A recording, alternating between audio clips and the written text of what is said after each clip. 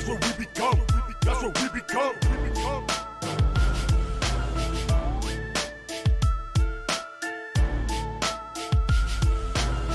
That's what we become. That's what we become. Been around a little bit, but not as long as Littlefoot. Oversensitive, and then we blame it on political correctness. That's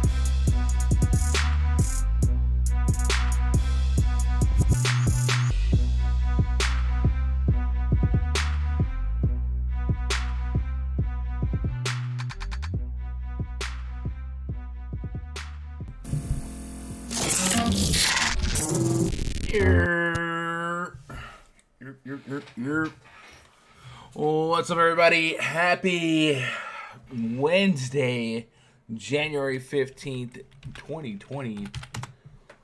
Big time NBA slate tonight. Hopefully you guys are coming off the heels of a successful Tuesday night. Shorter slate last night. Late lock. Able to get a little bit more done.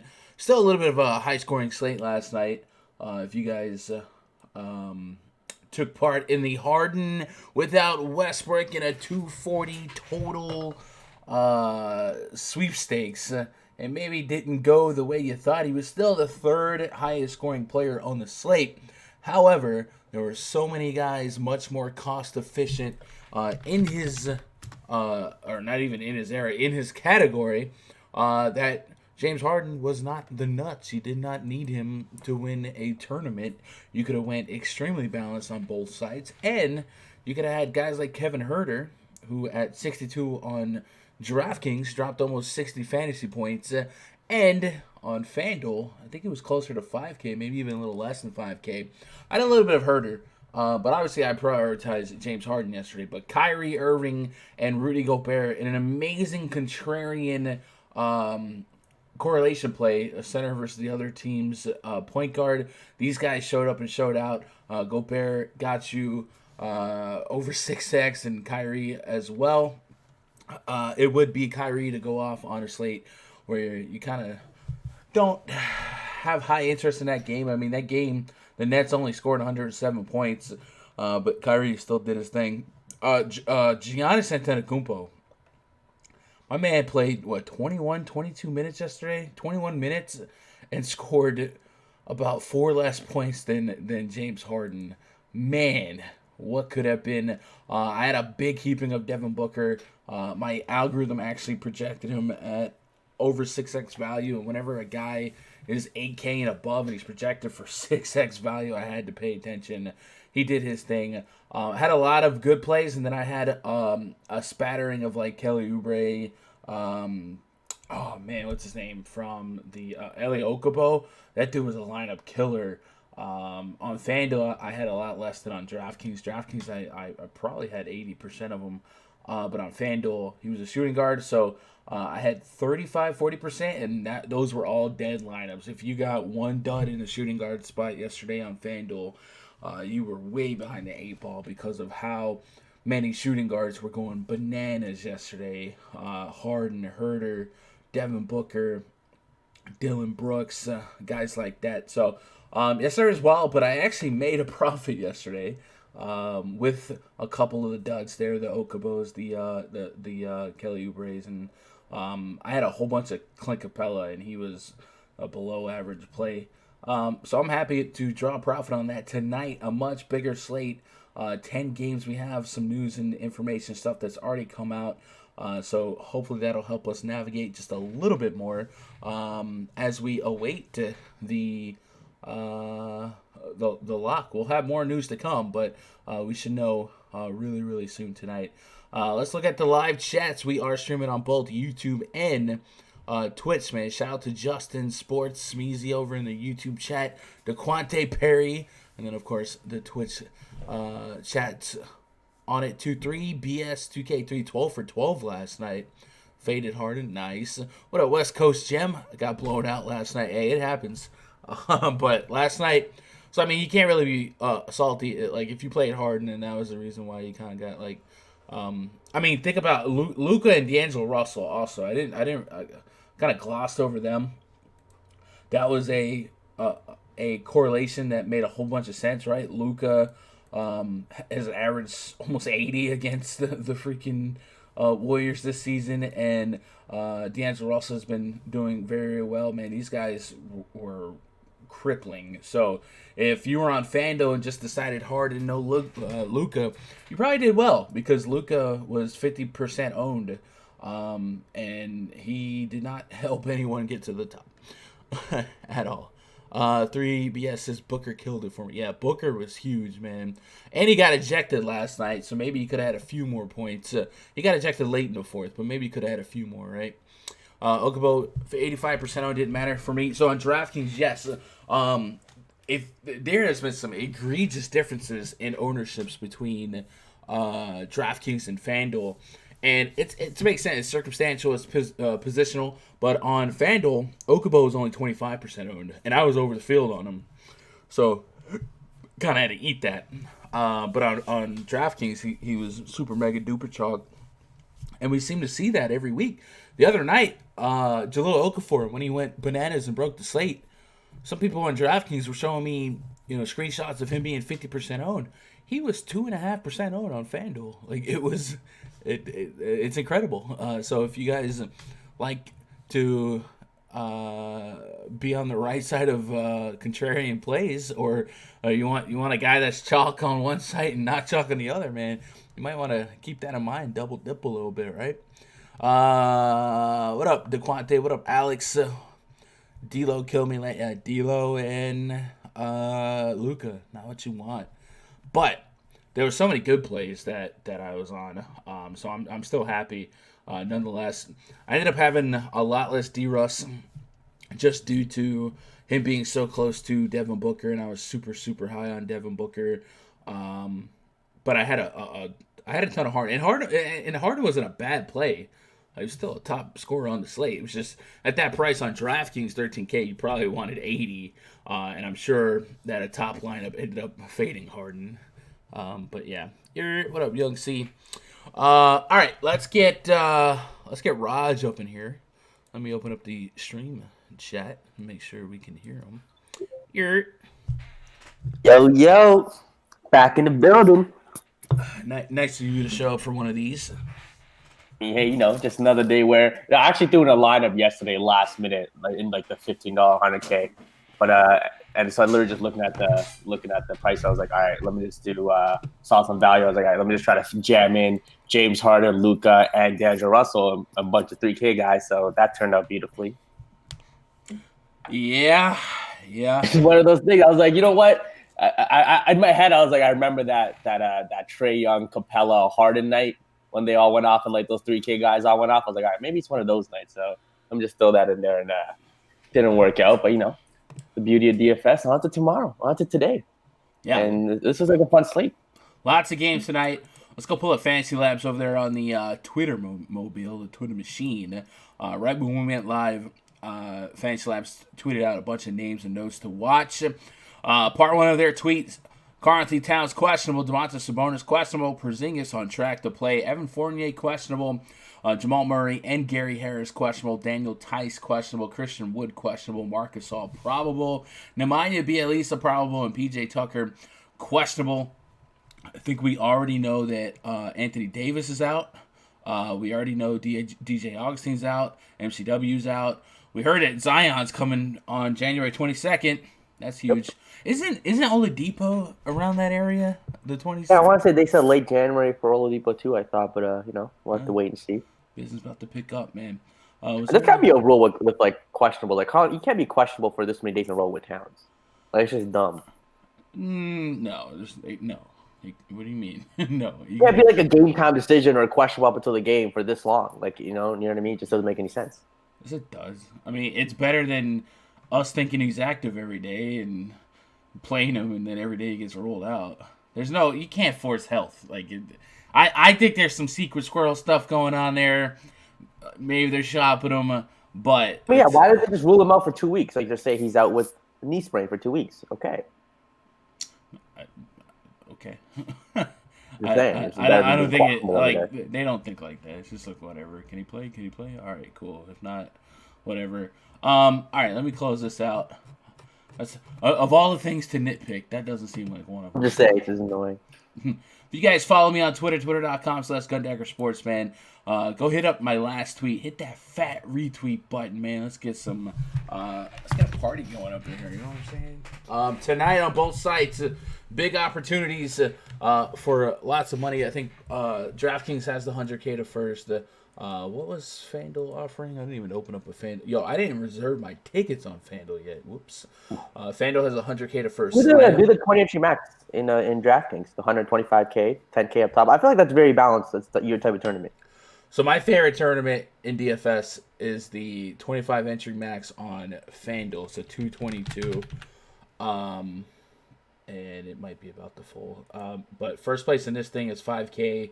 It's pretty flat payout structure. Total prize pool? 50K.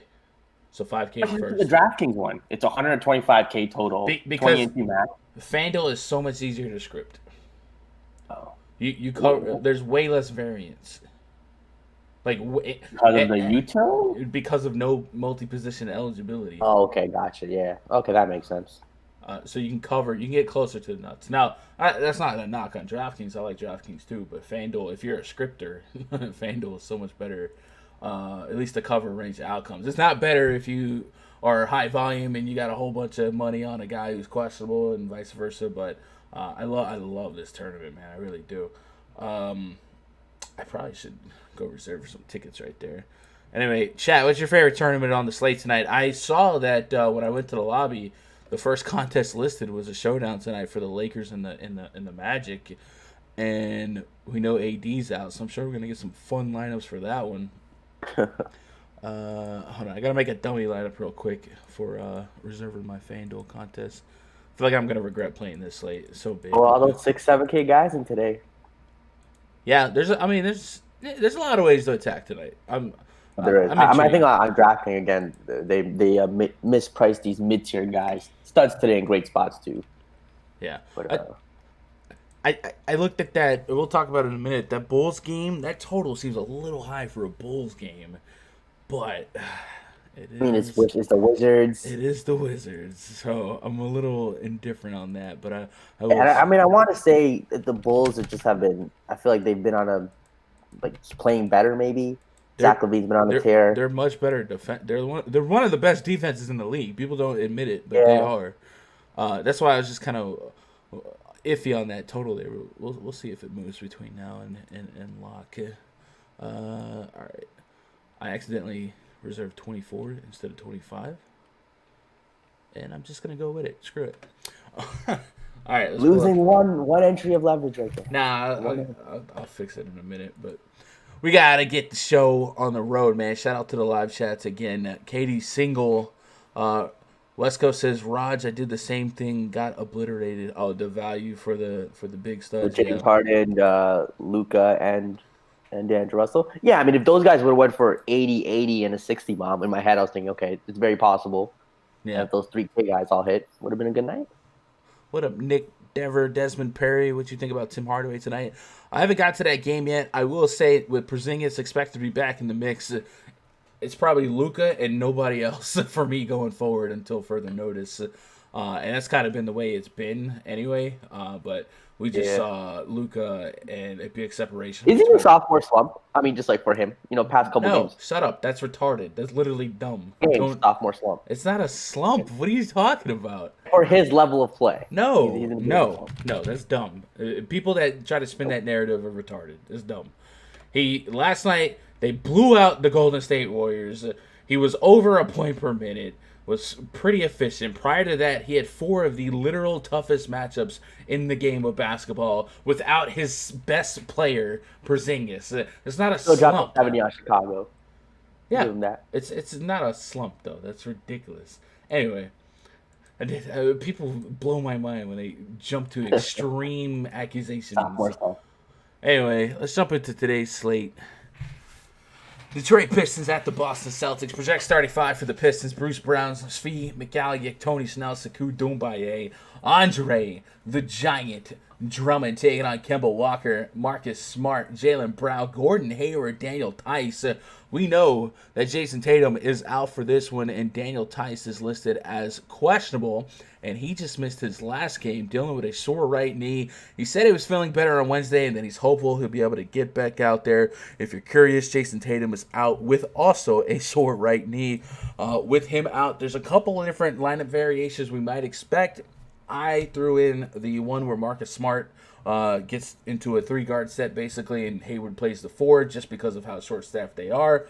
But I guess technically you could see Hayward still at the 3 and maybe like a Grant Williams start at the 4, but it just seems like they're so short-staffed with bigs that you didn't want to risk one of them getting foul trouble, and then you're just left with like Ojale and Canner. So keep an eye on what the lineup actually ends up being.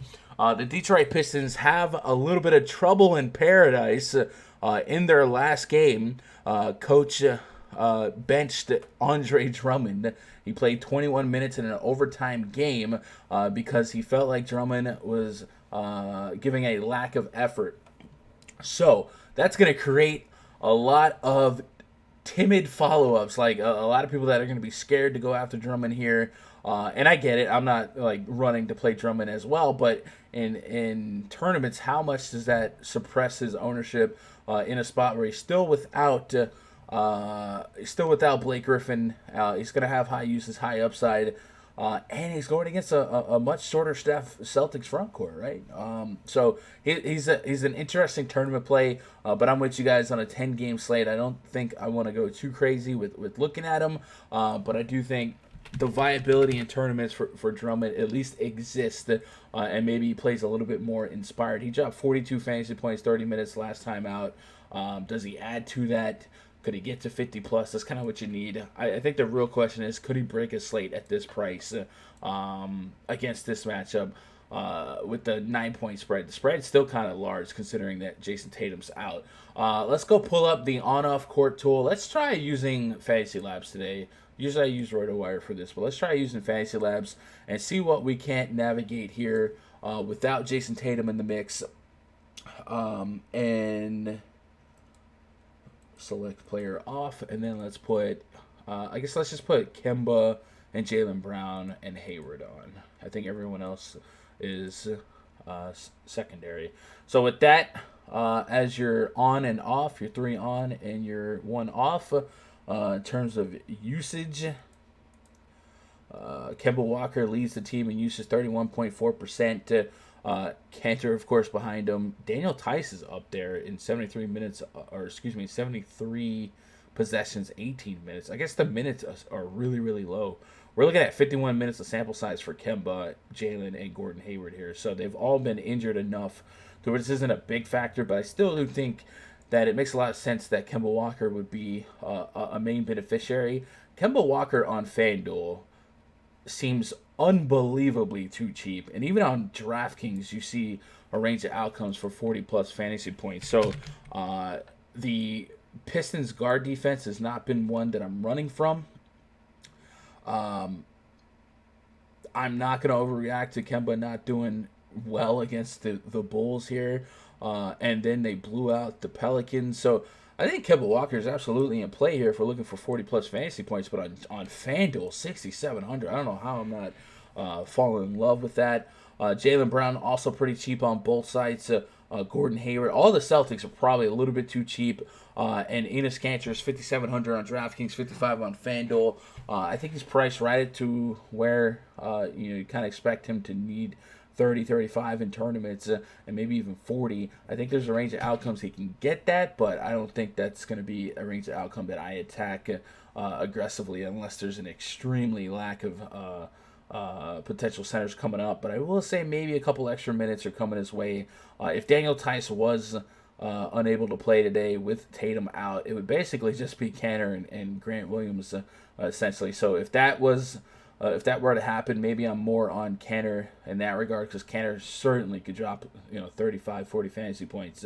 But I think that would be contingent on Tice not playing here. On the Pistons side, I probably don't have any Pistons in the pool today. Derrick Rose is almost 7K on FanDuel, 67 on DraftKings. He has been starting the second half. Remember, last game went to overtime, and there was no Andre Drummond, so maybe if you think Drummond's going to continue to be in the doghouse, it's just more usage for Rose. But I don't necessarily think it means more minutes. A lot of people can look at his game log and see a couple 30-plus minute games. Both those games were in overtime, I believe. So maybe expect 30-ish to 28 minutes in a normal game. And even then, at 6,700, how much meat is left on the bone? So that's kind of my on-the-surface thoughts here for this game. Every Celtic, I think, is in play. And I'm not touching Pistons. What say you? I mean, yeah, I think when it comes to the Celtics, I'm just going to literally rotate in Jaylen Brown, Gordon Hayward, Kemba Walker, probably at the same percentage of them. Probably on one in every lineup with no Tatum. I'm just going to rank them.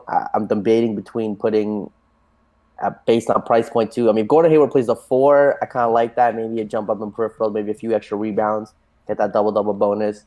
Kemba's most likely to score 30 real-life points. But Jaylen Brown, with no Tatum, again, at $1,000 cheaper, could he score the same as Kemba? I could see him taking, 18 shots, giving you 40, 45 drafting points at 6,500. I'll take that. So I'm going to rank them. I'm going to go Brown 1, Kemba 2, Gordon Hayward 3, but it's real tight, real close. It's those 3. A little bit of Enes Kanter has a history with Andre Drummond.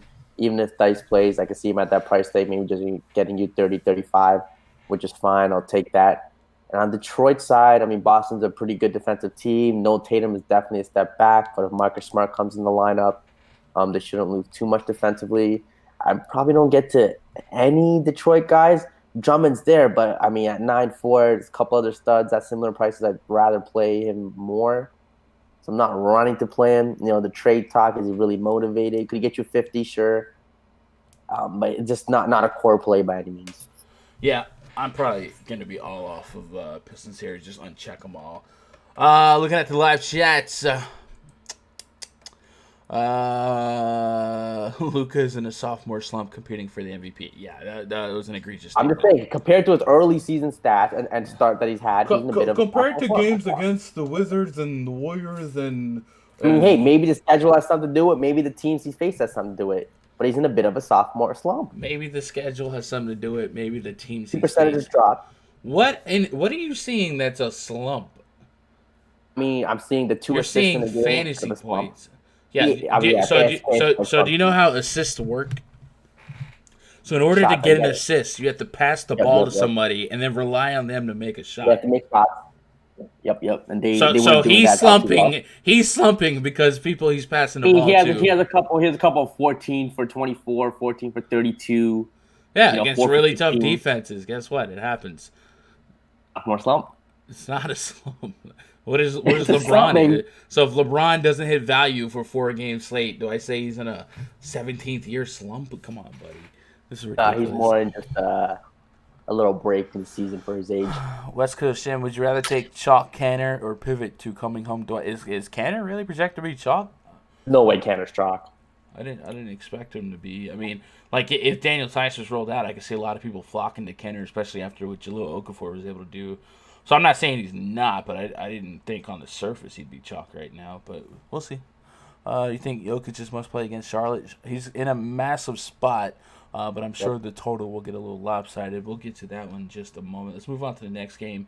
76ers hosting the Brooklyn Nets. Project starting 5 for the Nets. Kyrie Irving, Spencer Dinwiddie, Joe Harris, Taron Prince, Jared Allen taking on Ben Simmons, Josh Richardson, Tobias Harris, Mike Scott, and Al Horford. You are getting killed by 18, by the way. Like, he's roasting you.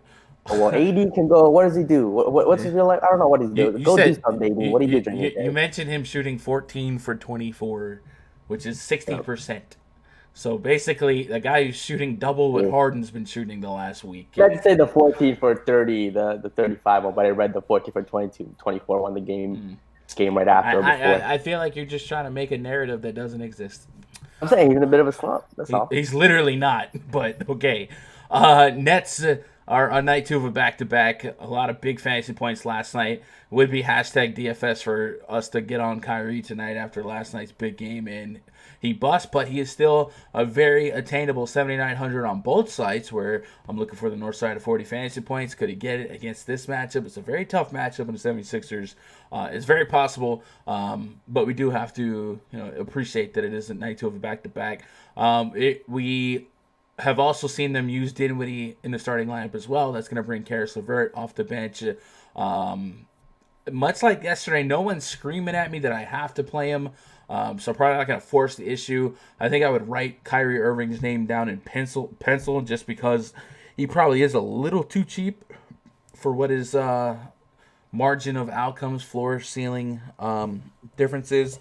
Is Karis LeVert definitely playing a back-to-back? Let me see. I don't see anything on him, right? So how many minutes did he play last night? 26 minutes? All right. So, I mean, I guess I look at Kyrie. The Sixers are the more interesting team for me right now. I think all the way around, I have interest in every Sixer. Ben Simmons, Tobias Harris, and Al Horford being the key pieces here. Al Horford is 6,700. That's not a price point that this season we've grown to love to pay, but the Brooklyn Nets allow the 4th most fantasy points per game in the NBA to opposing centers, and that's what Al Horford brings to the table. I wish we can get a couple more minutes out of Horford, but I tell you what, since Embiid has been down, we've seen 34, 33, 35 in 3 of the last 4. So I do think if we're going to get 30-plus minutes under 7K against a top 4 matchup, that I'll definitely have some vested interest in Al Horford. Tobias Harris has been the guy that's most consistent without Embiid this season, and then Ben Simmons is a guy I target a lot when the opposing team allows a lot of points in the paint. Believe it or not, the Nets, as bad as they are against center, their points in the paint metric isn't that crazy. But that doesn't mean I'll get off of Simmons here. Simmons has just been so good at collecting peripherals, 8.5 assists per game, 7.5 rebounds per game, on top of being a guy that's going to get you a lot of steals and blocks and peripherals. So you only need about 10 to 15 real points from Ben Simmons to get a really strong tournament performance. So all the Sixers in play, kind of like the Celtics here. I'll definitely have Simmons, Harris, Horford spread across my tier 2, tier 3s. And then the only net here that For another tier 1 for you? Who? Al Horford, Brooklyn bottom 5 against centers. No Embiid. Did you just ask me? Did you just ask me if Al Horford's a tier 1? 6,700 against Brooklyn. Did you just ask me if Al Horford's a guy I'm going to have Horford the most is a tier 1 exposure today. to? He's a core play today. He's absolutely a tier 1 today. I like Al Horford, but he can never be a tier 1. Never. No Embiid against the bottom 5 team against centers. You know who else is bottom 5? The Indiana Pacers. He gave you 33. I guess 33 at 6,800. Yeah, not what you want. I can look all up in his game log and give you bottom 10 matchups, bottom 8 matchups. I like Al Horford, but I don't feel obligated to make him one of my highest owned players tonight. It's a great matchup, though. I'm looking for 40 fantasy points in tournaments. I wouldn't have any Mike Scott. I probably don't play J Rich, although if he got you to 30 fantasy points, I see it. For me, I'm just penciling down Kyrie and then the big 3 from the Sixers, and I'll be matriculating. You got any secret stats players from this one? I mean, no. I feel like with Brooklyn healthy, I mean, do I really want to play any of these guys? Karis LeVert, Dinwiddie. Do you think one of them goes off of their price? You think one of them could smash? So in addition to the back-to-back, I think Wilson Chandler didn't play last night, and he's available tonight. So I'm really worried about these minutes here for the... You played any Kyrie last night? Did I play any Kyrie? No. What an elite tournament play. Whoever did, you're a goddamn genius. Kyrie versus Gobert was the nuts. Yeah. 7,900. Yeah. Could you drop another 60 bomb again? No one be protecting the paint. Do you even listen when I talk? Or do you just wait for your turn to repeat everything I just said? No, I'm saying, but I mean, are you like in love with him? Obviously you can, but I mean, No, I'm not. It's a night 2 of back-to-back. It's the Philadelphia 76ers, much worse matchup. I'm going to have some. I literally said he's the one net. You don't listen. You literally don't listen to anything I said. I penciled him down as a tier 3, and then I move on. Okay, I mean, Karis LeVert at 5,100 I think is interesting if he plays. If he plays upwards of 30 minutes. He only played 24, 22, 26 past 3. But if you want to take a shot at him in tournaments, really low ownership, I don't hate it. But in Philly, yeah, like I said, it's just a big 3. Simmons, Tobias, Horford. Probably just rotate all 3 of those guys too, similar to Boston. You want to have all 3 of those guys. And I could see 2 of them going off today. Definitely not all 3, but 2 of those guys could definitely hit tournament value. So play the big 3 in a Brooklyn. Have some Kyrie and nobody else. Just out of curiosity, how's Simmons' history? DKP by game log versus Nets last 10 games. Chat, disrespect, man. Oh, no attentive listening. Ben Simmons is like reading articles on the side when you talk. Yeah, well, I mean that's not good. Pay attention. 36, 26, 37 fantasy points the last 2 games for Simmons against the Nets. Before that, a couple 50 bombs. Yeah, like I said, they're all in the pool here. Let's look at the live chat before we move on to the next one. Detroit Will, sweet baby Jesus, shaking my head. What the heck is wrong with Raj? Raj is broken. Raj is literally the worst host. Oh man, you're getting voted off the island. Miami Heat hosting the San Antonio Spurs. Next game on the docket. Project starting 5 for the Spurs: Dejounte Murray, Bryn Forbes, DeMar DeRozan, Trey Lyles, LaMarcus Aldridge taking on Kendrick Nunn, and Jimmy G buckets. Duncan Robinson, Myers, Leonard, Bam Adebayo. We got a 220.5 total, 5.5 points spread in favor of the home team. Miami Heat. Pretty decent total to target. I think I'm more invested in Miami players here. DeRozan's a little too close to AK for comfort. I mean, that is literally the Kyrie Irving price range. And Aldridge is in one of the toughest statistical matchups on the board. The Miami Heat allowing bottom half fantasy points per game to opposing centers. So it's really hard to get behind a Spurs player and support it analytically. If you just wanted to go after usage and points and opportunity here, I certainly think you can create a case for DeRozan and Aldridge, but it's not one that I think I find myself co-signing for. I'll have definite interest in the Heat. I think Jimmy Butler, 8,800 on FanDuel, 8,600 on DraftKings. There's viability there to get me the mid-40 fantasy points and maybe bleed over into a 50 bomb. He's gotten 48 to 50 fantasy points in 3 of his last 4 games. So a good little stretch there.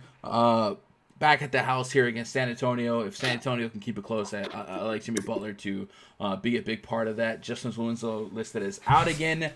So we should get Jimmy minutes, 35-plus minutes from him in a neutral game script. Sans Jimmy Butler, I think on FanDuel, there's a couple of cheap prices. Kendrick Nunn is so yucky to play, but 4,500 on FanDuel for him and Goran Dragic. In this total, I would consider either one of them, even Tyler Hero. It feels like one of the three will probably have a solid game. I don't force the issue on all three. It's not like I'm saying I must have them, but at 4,500, I'd look their way. Dragic seems to be the guy with the highest floor to ceiling happiness. 24 minutes against the Knicks wasn't what you want in terms of fantasy points, but prior to that, there's a couple strong games. Also, keep an eye on Kelly Olynyk. Looks like he's kind of been pushed out of the rotation here, and that has created more minutes for Myers Leonard. He's 3,800 on FanDuel, 3,900 on DraftKings. Maybe a guy you could put in your back pocket for a 100K to first tournament. There is a range of outcomes where we can get you mid to high 20s. We saw 28 against Portland, one of the better matchups here. So if he's going to continue to get these minutes, might be someone to just kind of be cognitive of and realize they exist. Tyler Hero, FanDuel 4,300. Can I get 25 fantasy points as a stocking stuffer? And is there a little bit of upside? I think so. When we look at the San Antonio Spurs and try to key in on their strengths and weaknesses, the strength is a shooting guard defense, but they're really porous against point guards, small forwards, and then front court. So more fuel for the fire for one of those 3 point guards to kind of to show up and show out. And then Bam Adebayo, 8,300. I think Adebayo is going to slip through a lot of cracks tonight. And I get it, but does he have potential to give us a high 40 game? I think so. 45 against Brooklyn, 41 against Portland. Maybe the range of outcomes for 40-plus is not as strong as you want, but it's still a range of outcomes. So I might pencil down a Butler Adebayo correlation handcuff and see if I land on it in 2 hours. But early on, it's something I'm willing to explore. But very, very low interest on the Spurs here. I can't really see myself overly invested in DeRozan, and I just think Aldridge's matchup versus some of the other options on this slate is just not going to be an area of high interest for me. So probably Butler on the short list. Then it's a blurry, if I have to get their shot on FanDuel on a Dragic Hero, none. And I don't think I have any Spurs here. Raj, I don't know if you paid attention, but go ahead and repeat everything I just said. Got you. I was listening that time. No, like you said, Jimmy Butler definitely seems to be a low-owned 50-bomb weight to happen here against the Spurs. Getting up a ton of points, coming off a back-to-back 50-point games. So 8,600. Again, I think he's going to be low-owned. People are going to get to him, so play him. It'll be nice. Bam, I just don't see myself getting to today. Center only 8,300. I mean, it's definitely there. I just think there's plenty of guys in the mid 6Ks who provide a safer floor at their price range with some 40-point upside. So probably no Bam for me today. 20 lineups. San Antonio side, Miami's an elite. I want to say elite, but good defensive team. So probably no San Antonio guys. They will be low owned. I think no one's going to play Aldridge. No one's going to play DeRozan. I mean, so if you think this game shoots out, you think Aldridge could drop a 45, 50 bomb? Sure. If you want to just kind of game stack this game with Jimmy Butler, bring it back with Aldridge, sure. But, I mean, other than that, I don't see myself getting to any San Antonio guys today. Tyler Hero, I forgot to mention, Miami side seems like a decent value option, 4,800. If this game does get a little out of hand, maybe he plays 30 minutes, could get you 30 fantasy points, 35. So don't hate that either. Let's move on to the next game here. The Washington Wizards at the Chicago Bulls. Now we're talking. Got a little juice in this one. Project starting 5 for the Wizards. Isaiah Thomas, Gary Payton II. Bradley Beal, Isak Bonga, Thomas Bryant up against Tomas Satoransky, Zach LaVine, Chris Dunn, Larry Markkinen, and Daniel Gafford. This Bulls defense, man, I'm telling you, is really, really, really good. So 230 total. I'm a little bit curious to see if it actually gets there. But I get it. Wizards run at one of the fastest pace in the league. They are one of the worst defense, actually the worst defense in the league. They are getting a couple guys back. We've seen Davis Bertans reinserted into the mix. Bradley Beal has been back. So that actually makes the Wizards a little bit trickier to project pre-flop. But I do like a lot of Chicago Bulls here. I'm going to start with Zach LaVine. FanDuel has left him at 8,300. DraftKings has put LaVine at 9,300, and I'm wondering if that makes him a really uncomfortable click for the majority of the field. And does that mean we can click on him? In one game against the Wizards earlier this season, he was a point per minute in 43 minutes. But he is on one lately, it seems like, without Wendell Carter Jr. A bunch of 50 bombs and a lot of 30-plus real point games. So I totally concede that the 9K price point, a little bit harder to trust because that's just not a price point we've paid for LaVine. I would probably ever. This might be the most expensive he's ever been. But on FanDuel, I believe there's still plenty of room for comfort with a little bit of upside. At 9K, I almost want and need that 50 fantasy points. So might be one of those guys that I get to a lot on FanDuel, and then guys that I struggle a little bit more to achieve access to on DraftKings. But I still think he's very viable on both sides. Also, a little bit of a price gap between Tomas Satoransky on FanDuel versus his DraftKings price point. It's a $1,400 difference, so maybe you throw him in that area. We mentioned Goran Dragic, Hero, guys like that. Maybe Satoransky kind of gets put in the mix there for a FanDuel player pool. Last game against the Wizards, he dropped 36. It is a revenge game, and we could see 25-plus fantasy points, so I do like him on FanDuel a little bit more than DraftKings as well. Lauri Markkanen back in the mix. Daniel Gafford is 4,500 on FanDuel, 4,900 on DraftKings. Thad Young's down there, but I think it's for me, my main invested interest is going to be Zach LaVine, and then I really think I can get some Satoransky on FanDuel. On the Wizards side, it's a great test for Bradley Beal. He's 8,400 on DraftKings. There's certainly a price that we've seen him drop 60, 70 fantasy points on. And then on FanDuel, he's even cheaper, 7,700. Since coming back, he has not played over 30 minutes in his last two games. Both those games a little bit lopsided. And he went 0 for 7 from 3 against Utah, 2 for 8 against Orlando. Both Utah and Orlando probably a little bit better on wing defense than the average team Beal plays. But there's not a better team on wing defense, I think, than the Chicago Bulls right now. If we look at that DVP for the Bulls, they are giving up the second fewest fantasy points per game to opposing point guards, the second fewest to shooting guards, a little bit getting a little bit red here on small forward, but even that's a little tough. And then if we look at the team stats tab at RunDFS.com VIP spreadsheet, the Chicago Bulls are allowing the third fewest success, or the third lowest field goal percentage from downtown against three-ball shooters. So really tough matchup for Bradley Beal, but the price still gives me a little bit of incentive to take some chances on it. It's not like he's 9,500 here, and even more so on FanDuel, where he's 7,700. So not that I'm going to push the issue on, but it's there. Thomas Bryant came back for the Wizards. He's missed a nice stretch of games. This is where comfort meets the road, because the Chicago Bulls is one of those process teams that you just play bigs against. They are allowing the second most fantasy points per game to opposing centers, the most on this slate to opposing power forwards. So you feel like you want to tackle a little bit of that. Thomas Bryant likely on a minutes restriction, hard to click with a high level of confidence, but you know he's probably going to be a point per minute or greater. He's been out for 6 weeks with a stress reaction in his right foot, and we probably expect him to continue to be on limited minutes.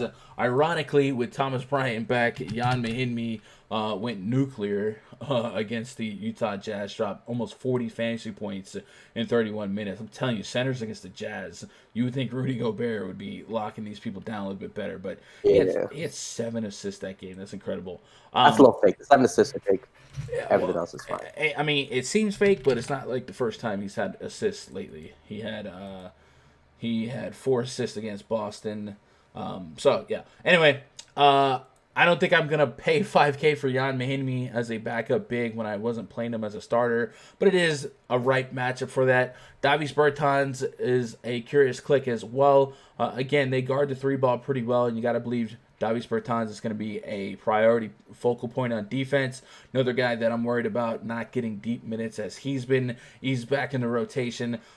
This Wizards team was at one point really, really annoying, but really, really easy to lock in on players playing 35 minutes. Right now, there might just be 2 guys that we see get over 30 minutes, and it becomes a wishy-washy guessing game, and everyone's priced to the gills. Ish Smith's almost 6K. Jordan McRae 6,600.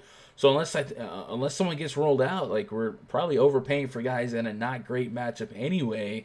And the guys that I would like to play, the bigs in the front court, might be on limited minutes. So I might not have Wizards here, but I'll definitely have a nice spattering of Bulls. I like Satoransky and Levine. You could make a case for Chris Dunn. You really could. I don't know if anybody's been paying attention to him, but every now and then I look up and he's got a big game. 41 against New Orleans, a fast-paced, sloppy defense team. 34 against Boston. 30 against Orlando. He gets a lot of steals. The Washington Wizards, because of their pace, I can only assume that they have a lot of turnovers per game. They do not. Actually, they don't. They're 11.9% turnover per play percentage, but because of the pace, maybe the turnovers per game metric's a little bit higher. I could have a lot of Bulls in my pool tonight, but Levine and Satoransky are probably the two I'm liking the most. And then Kobe White on FanDuel at 3,900. I could see that. And then maybe we take just a peek at Luke Cornett. When I did my minute projection earlier, the algorithm spit back Luke Cornett as a potential value play.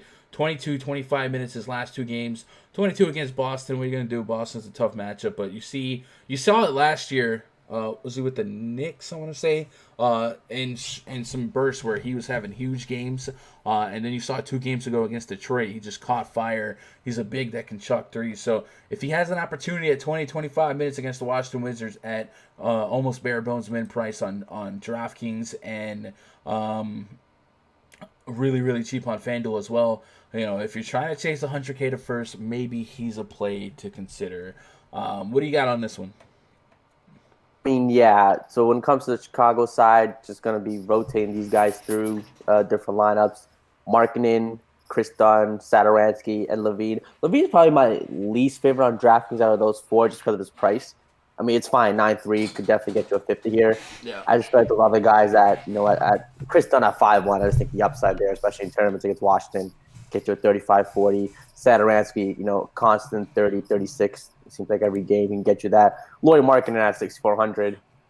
He definitely a guy I think who could break the slate. Definitely did it last game against Washington, dropped to 49. He has those games in him. So if he gets close to 40, 45 here, wouldn't be shocked. So give me some Markkanen, Satoransky, Dunn, and a bit of Levine too. And I watched, and I think my highest known guy in the slate, maybe David Bertans. I know he's coming off an injury. 50. I mean, if he was fully healthy, you get the minutes. He might be 7K in this matchup. Played 21, 26 minutes. So I'm hoping for another 5-minute minutes bump. So maybe he plays 30, 31 minutes at 5,500 against Chicago. The way he was playing, I could see him breaking the slate at 5,500. So give me some David Bertans here. In order for Davis Bertans to break the slate, how many real points would he have to have? 25.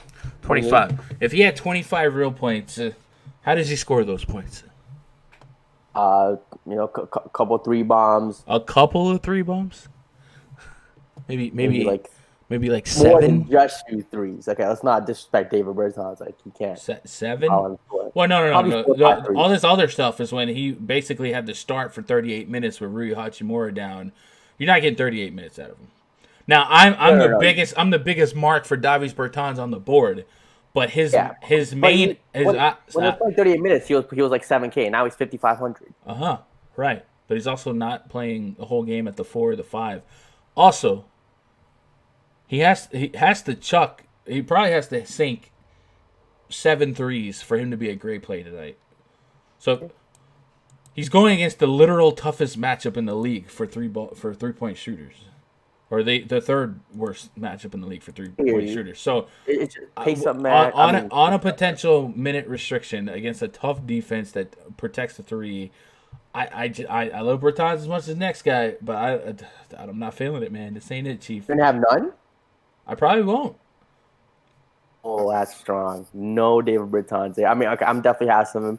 Maybe a little lower to the estimation, but at 5,500, I just think he's definitely a little too cheap. I'm definitely having some Bertans. Other than that, on the Washington side, I mean, like you said, they're getting fully healthy. They have a lot of these guys stepped up when everyone's hurt, and they're giving them minutes. Gary Payton's getting minutes, McRae's getting minutes-ish. So I mean, I don't see myself really playing any of these guards or anybody else on Washington. But I'm going to have some Bertans at 5,500. Let's go look at the live chat before we move on to the next one. Alex says Kuzma, Canner, or Kemba Tice. Ooh, that's a good one. I guess first of all, I would say make sure Tice is playing. Probably say Kuzma, Tice, and who? Kuzma and Cantor versus Kemba and Daniel Tice. I'm not a huge Tice guy, but I guess tonight, if he's healthy, we could see 25 minutes out of him. Could. That it becomes interesting. But Kuzma without Anthony Davis is pretty strong, too. Except last night. Gustavo says, Satoransky's a nice play on FanDuel, but I like Levine a ton tonight on FanDuel. What about Bryant? I think unless something comes out that makes me feel super happy about taking a shot on Bryant in limited minutes, I think on a 10-game slate, I'm probably not going to give myself a glass ceiling. You know what I'm saying?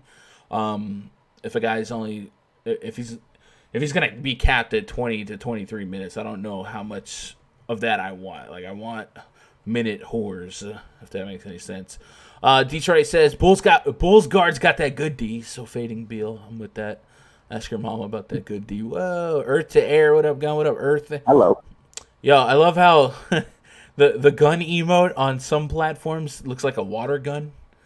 Because a couple of people will hit me with the what up gun, and then I'm just like, okay, the water gun makes me feel less masculine. Anyway, Mahinmi player 30 minutes last game. I think if you're super brave and you think Mahinmi can be a 30-minute player, like this is certainly a nut matchup. And if we all knew now that Mahinmi got 30 minutes, we probably wouldn't click his name with a high level of confidence. But if you look back tonight and he dropped 30 plus fantasy points against the Chicago Bulls, we wouldn't be surprised. I also I've been watching some Gafford, man. I think Gafford might be a better defender than Wendell Carter Jr. Dog. He plays like a veteran, man. That little scuffle he had with Wendell Carter Jr. Can you really get any worse? Like he's pretty bad at defense. Yeah, Gafford. Well, yeah, but Gafford plays like a vet and he keeps his cool. That little dust up he had with Andre Drummond. Drummond looked like the child when it was all said and done. Gafford basically dunked on him, stared at him. Drummond threw the ball at Gafford's head, and Gafford just walked off like, I'm in his head.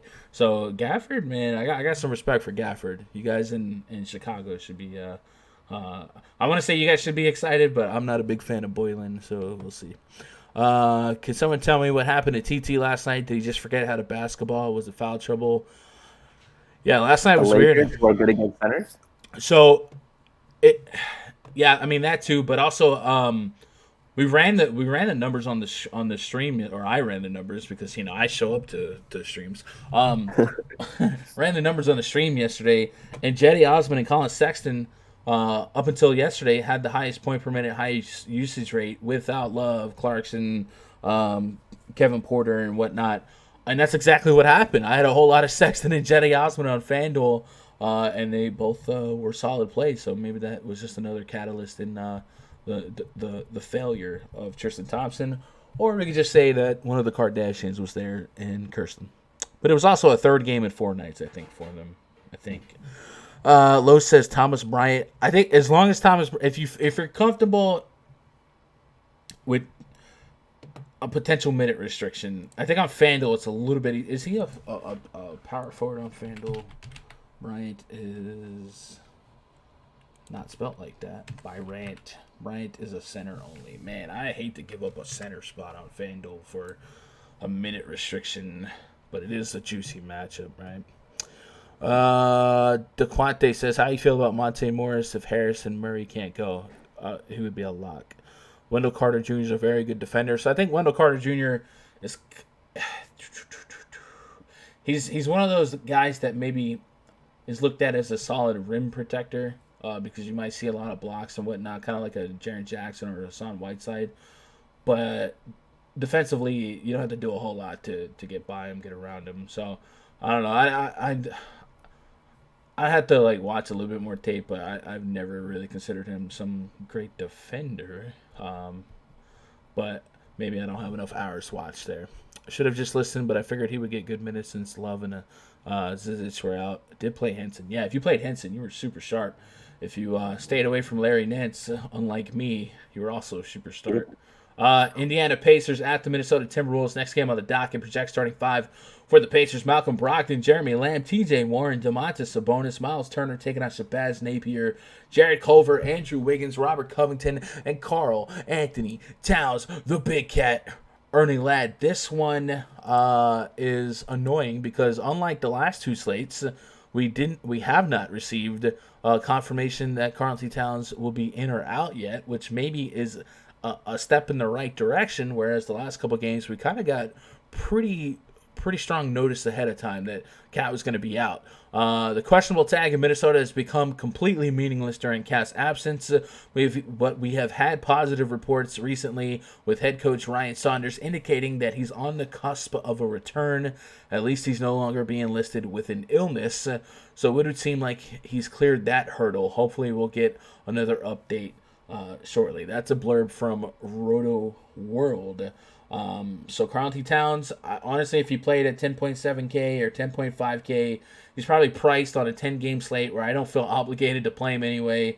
And if he were to be out, Gorgui Dieng doesn't seem like somebody that I'm going to have to force in. I do like targeting centers against the Pacers. I do like that. But last couple games for Gorgui Dieng, 17, 19, 16 minutes. So it's the honeymoon over here. I probably just stay away from it. They are up against the Pacers. There are a couple of viable options for me on the Pacers. Domantas Sabonis would certainly be one of them. He's a guy that's been questionable just about every game for the last month. And some games he plays, some games he doesn't. Some games he's a late scratch. But he did play against Philadelphia, 32 minutes, 35 fantasy points, a point per minute production against a tough matchup. This matchup. I'm 4 pounds down. I started out at 353 point. Hello. You good? You I'm good. What the heck was that? We're live, professional. Sabonis. If he does play 33, 34 minutes here, this guy has every bit of potential to drop 45, 50 fantasy points. So he'd certainly be somebody I'm highly interested in if he does play. And obviously, if he did not play, Miles Turner would become an elite play. T.J. Warren probably still a little bit on the too cheap side. And then Malcolm Brogdon also too cheap on both sides. Should we expect him to play? We do. Probably too many minutes and a plus matchup to ignore. 46 fantasy points against Philly. Shot a poor 33%. I guess you could say he's in a sophomore slump too, right? I'm always getting you 9 assists though. So I think the Pacers are very stackable today.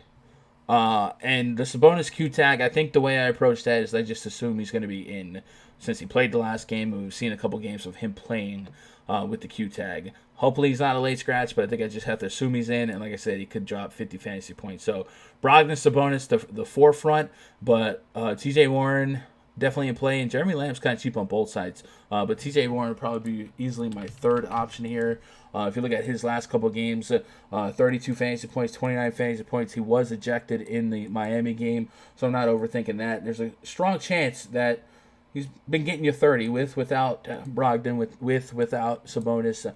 And it's the Minnesota Timberwolves, and they're just going to be an overall good matchup, but they're extremely plus to shooting guard, small forward, and center. So a lot of Pacer love for me. On the Timberwolves side, this has been an annoying team to predict.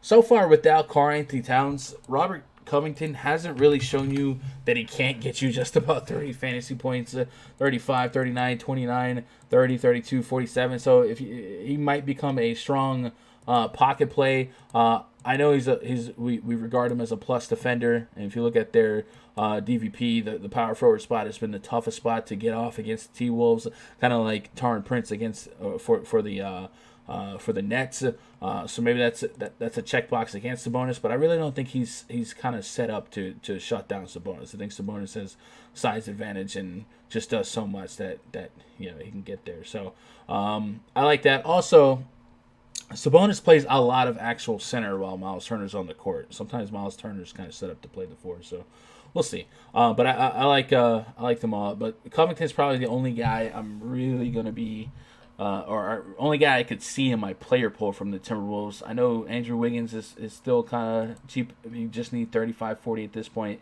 But I just don't have a strong hankering for Andrew Wiggins here. So if Cat's out, maybe that can change a little bit. But if Cat's in, I probably don't have any Timberwolves, and I do have a nice heaping of Pacers. What are you doing with this game? Malcolm Brogdon at 6,100 definitely seems a little too cheap here. Definitely going to have a lot of him. Minnesota they seem to be in shootouts every other night. Track meets. So give me some Brogdon. Fill up the stat sheet. If Sabonis is in, definitely going to have some of him. Can I just say I'm not a bettor. Well, I am a bettor, but I'm not a sports bettor every day because of where I live. 2.5 point spread seems a little low for the Pacers, man. For the Pacers, yeah, I think so too. Which makes maybe they know something we don't. Maybe. I mean, hey, Cat. You know what? I mean, I'd like him to be back because in a close game, guys like Brogdon and Sabonis are going to be in there, put in that work. So it just makes that stack all the more intriguing if Cat is in. So give me Brogdon, give me Sabonis. I mean, you mentioned T.J. Warren.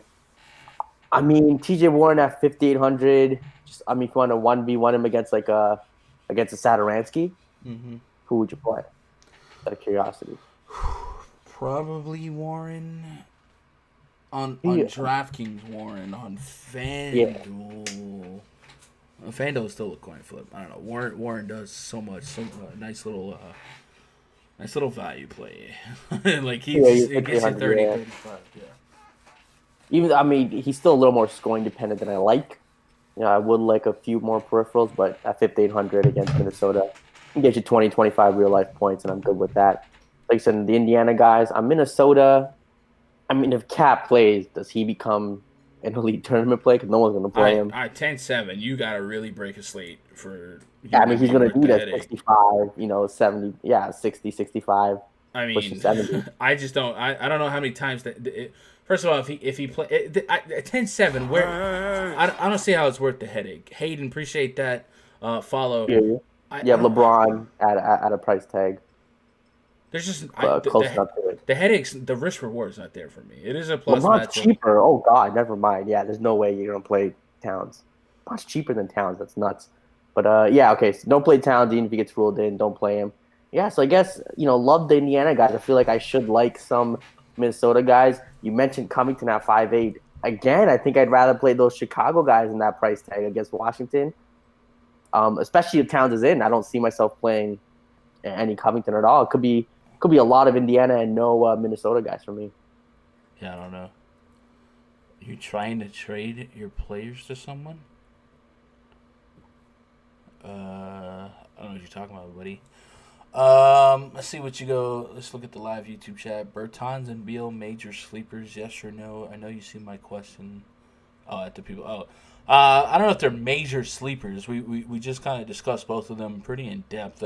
I'm a little more high on Bertans, but I get Guns now to where his big games were when Thomas Bryant was out, when I think Troy Brown wasn't getting as many minutes. Gustavo Finkelstein, bro. That's an amazing name, by the way. That is just definitely German, isn't he? That's German. Well, no, I don't know. Gustavo. Is that? Last name sounds German. It sounds very Nazi Germany. Is Gustavo not like Spanish? I don't know. We're extremely racist here, apparently. Probably like a mixed marriage, like a Spanish married a German. What? He's probably just like, yeah, I made it up. It's my League of Legends name. That's true. You guys are idiots. Leave it alone. Brogdon favorite play on the FanDuel slate. I'm with you there, Gustavo. I love that price. Same for Kemba. Like if you look at on FanDuel, the prices on Kemba and Malcolm Brogdon. Unbelievable. 6,700 for Kemba. Malcolm Brogdon 68. Bruh, like that could be 80 fantasy points chilling. Maybe if you want to just lock those guys in, don't hate it. Yeah. Let's move on to the next game on the docket. Toronto Raptors at the Oklahoma City Thunder. Project starting 5 for the Raptors. Kyle Lowry. There's new bad boys coming out. You saw that? Yeah, buddy. I'm gonna go first day show. See my boy Will Smith, Martin Lawrence back at it. Yeah. I'm a giant dude, but Martin Lawrence look a little fat in some of those previews, bro. I was is this Big Mama's house? What is this? Anyway. Yeah, he does an interview. Apparently, this was his thing for. He's a little bigger in the movie because he got injured and couldn't work out or something. But he's definitely bigger in the movie. Yeah, he was saying that in interviews. No, I love him. Anyway, Kyle Lowry, Norman Powell, OG Anunoby, Pascal Siakam, Marcus Gasol taking on Chris Paul, SGA, Terrence Ferguson, Danilo Gallinari, Stone Cold, Steven Adams. We got a 213.5 total, 1.5 point spread in favor of the home team, OKC. A little bit surprised about that one, but OKC's been playing some good basketball. Raptors starting to get a little bit healthy. We've seen Pascal Siakam back in the mix. Marcus Gasol looks like he's on track to play here. Still without Fred VanVleet, but 2 steps forward, 1 step backward. I think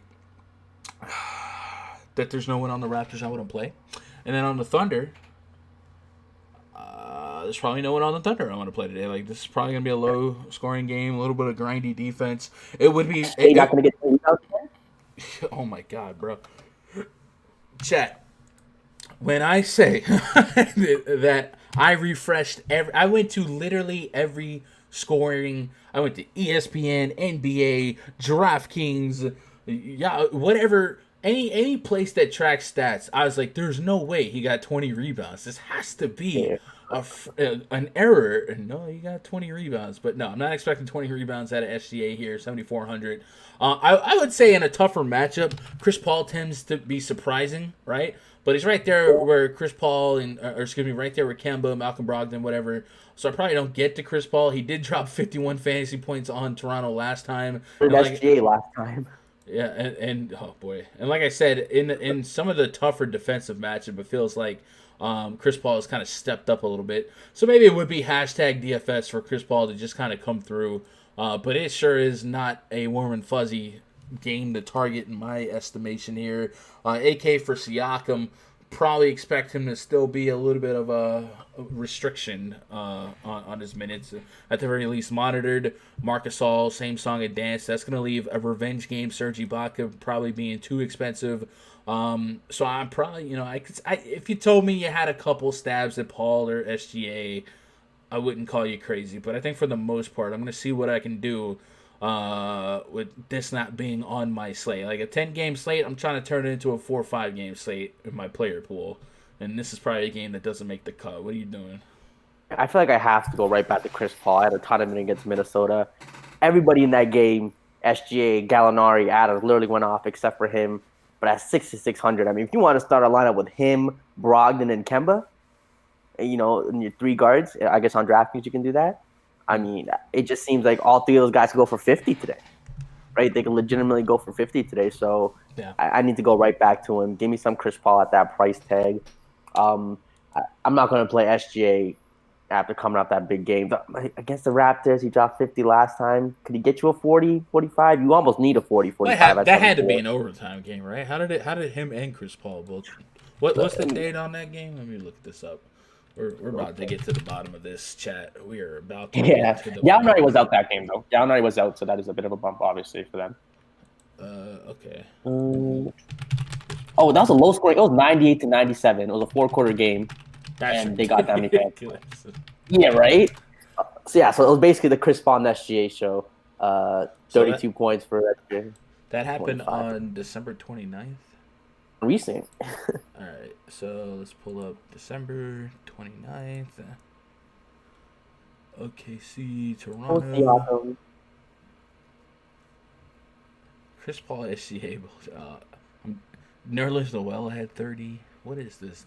Yikes. It's a low-scoring game for 2 guys to go for 50. VanVleet, Ibaka, Lowry. So there's no Siakam.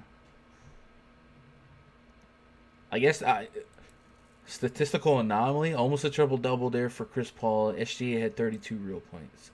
39 minutes. And no Gallinari, so definitely a boost for him and Paul. All right. I probably don't chase that, but yeah. But I mean, do you expect another 98-97 game? Maybe give them each an extra 10 points. So the total is 213. So I don't expect another 98-97 game, right? So 106, 107, basically. Yeah. So I mean, you give them a couple extra points, even with Gallinari back. I can see both those guys going for 40. Wouldn't be shocked. That's what they need, in my opinion. Right off this game, especially low ownership. I think Chris Paul is price tag. We've seen what SGA can do. Even a guy like Gallo, 6,500. I mean, look at his consistency. 39, 32, 47, 33, 32. I mean, what more do you want from the guy? He's giving you a floor of 30, 32 with upside of 47 at 6,500. For Gallo? Yeah. Man, remember this Raptors team when they had Siakam and Gasol, they were a problem in the paint. And both guys being back in the mix here, this is I'm probably off of this game, dog. 10-game slate, I gotta start Xing some games out. This looks like a strong candidate for me. Yeah, I'm definitely gonna ask Chris Paul. That price tag is just a little too cheap. I'm probably gonna fade the Raptors. Again, OKC is a sneaky good defense. They're not exactly a bad defensive. Bad defensive team. When I did like I said, I did my preview video talking about all the teams. I thought Oklahoma City was the most disrespected, slept-on team in basketball. People just thought it was a collection of draft picks where people were dumping salary. I was like, no, man. SGA, Gallinari coming from the Clippers, those are good hands. And Chris Paul's always been good as long as he stays healthy. And so far, he's healthy. So you have 4 guys who are all above average NBA players. With Steven Adams, Gallinari, SGA, Chris Paul. So they can ball. Again, I mean, I don't think this game's going to be a blowout. I think this game's going to be close, 4-quarter game. So I'm not going to write this off. I'm probably going to have no Raptors, but a little Chris Paul and Gallinari at their prices. There's some room for upside, I think, for sure. Looking at the live chat, Donald said, Howard, revenge games be money, though. He's a spiteful dude. Interesting. Young King says, I'm going Brogdon, Kemba, Bill Levine, Siakam, and Tobias, Bertans, and Bielisa. Revenge Howard. All right. I like a lot of those plays. If Howard played well, I asked myself, did he play for the opponent? Are you guys talking about the last couple games where Howard's played and Anthony Davis has been out? Because I'm going to say Anthony Davis. I feel like I can give you another reason why he's been doing well. Not just because he used to play for these teams, but all right. It's been close to almost I don't want to say a decade, but 6, 7, 8 years since he played for Orlando? It's been a minute. Denver Nuggets hosting Charlotte Hornets. Next game on the docket. Project starting 5 for the Hornets. Devontae Graham, Terry Rozier, Miles Bridges, P.J. Washington, Cody Zeller in the starting lineup. Taking on Jamal Murray, Gary Harris, Will Barton, Jeremy Grant, and Nikola Jokic. Jokic 9,700 on FanDuel, 10.1 on DraftKings. We've got ourselves a big Chungus debate because Jokic has the potential to be the highest scorer on the slate, in my opinion.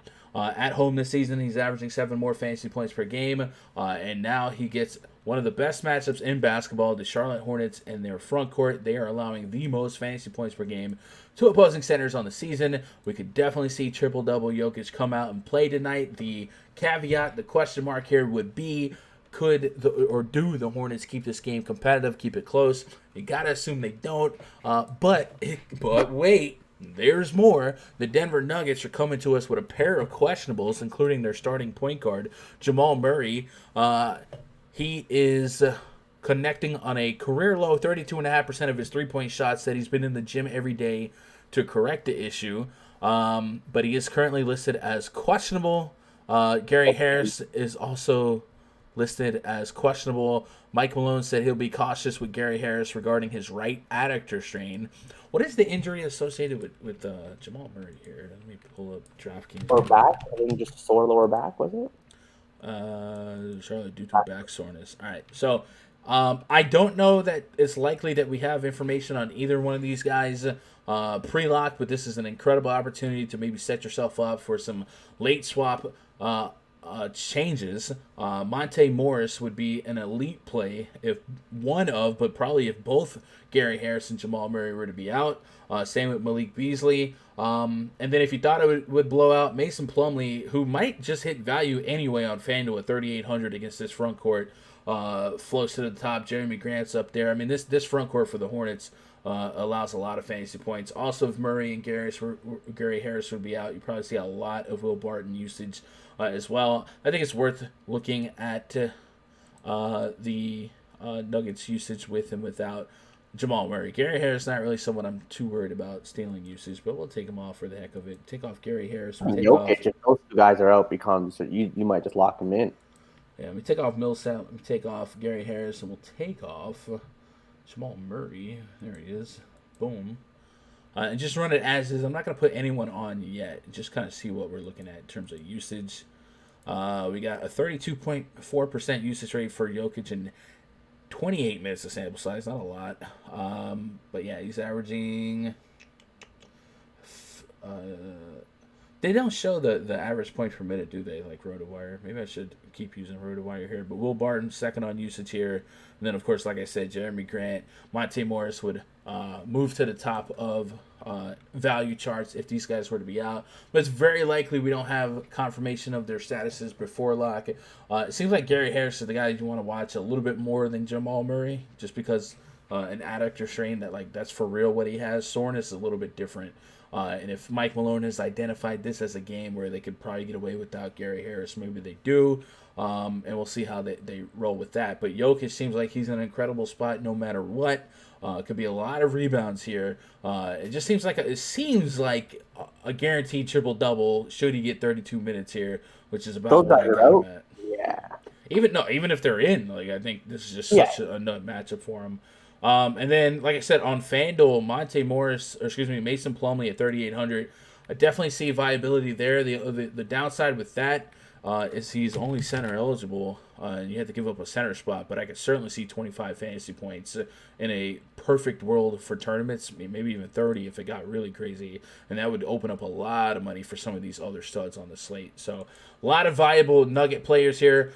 I probably don't get to any Hornets here. PJ Washington just had the game of his life against the Carmelo defense over there in Portland. Had 11 rebounds and shot 6 for 15. He literally took about 3 times the shots that he usually took the last. And he got that double bonus. Yeah, he went nuts. He went bonkers. But I probably don't chase that here. I probably don't have a high level of interest for any of these Hornets. Gunvante? Devontae's just a shoo-in for 15-20% of my lineups, but I'm just saying. That's just because. Devontae's It seems like, to me, if Jamal Murray and Gary Harris both get ruled out, I just think a lot of lineups with Jokic, bringing it back with some Graham, it just seems perfect in tournaments. Jokic, I think, gets a huge playmaking bump, with the assist totals with Jamal Murray out. And again, like you said, it's just a not matchup for centers in general. So it's just when they're in, he just doesn't need to do too much, especially with a team like Charlotte. So I wouldn't like run to play him at 10-1 with some other guys.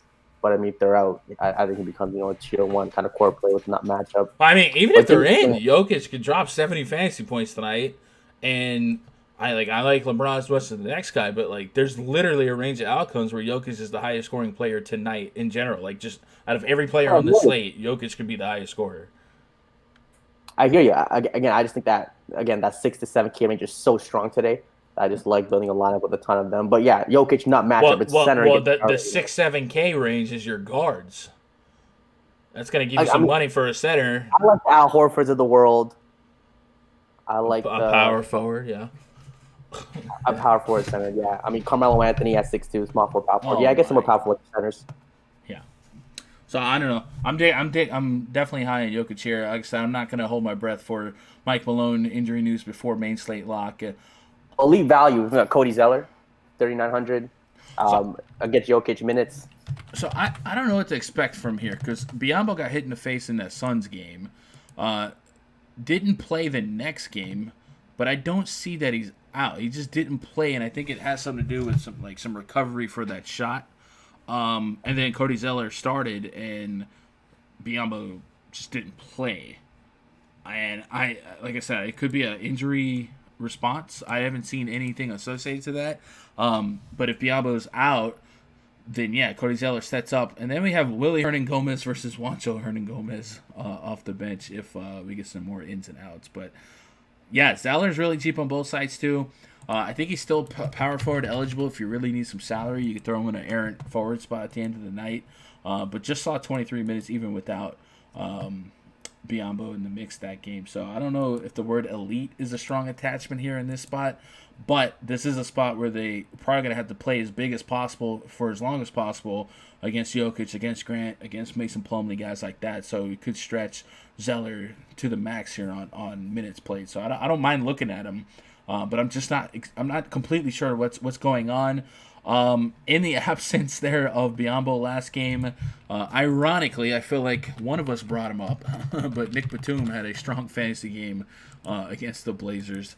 26.75 fantasy points. I think it was closer to 30 on FanDuel with these steals, but I can't ever play Nick Batum. So Devontae Graham is it for me, and even him, like, I don't have the highest expectation. He's just my homie.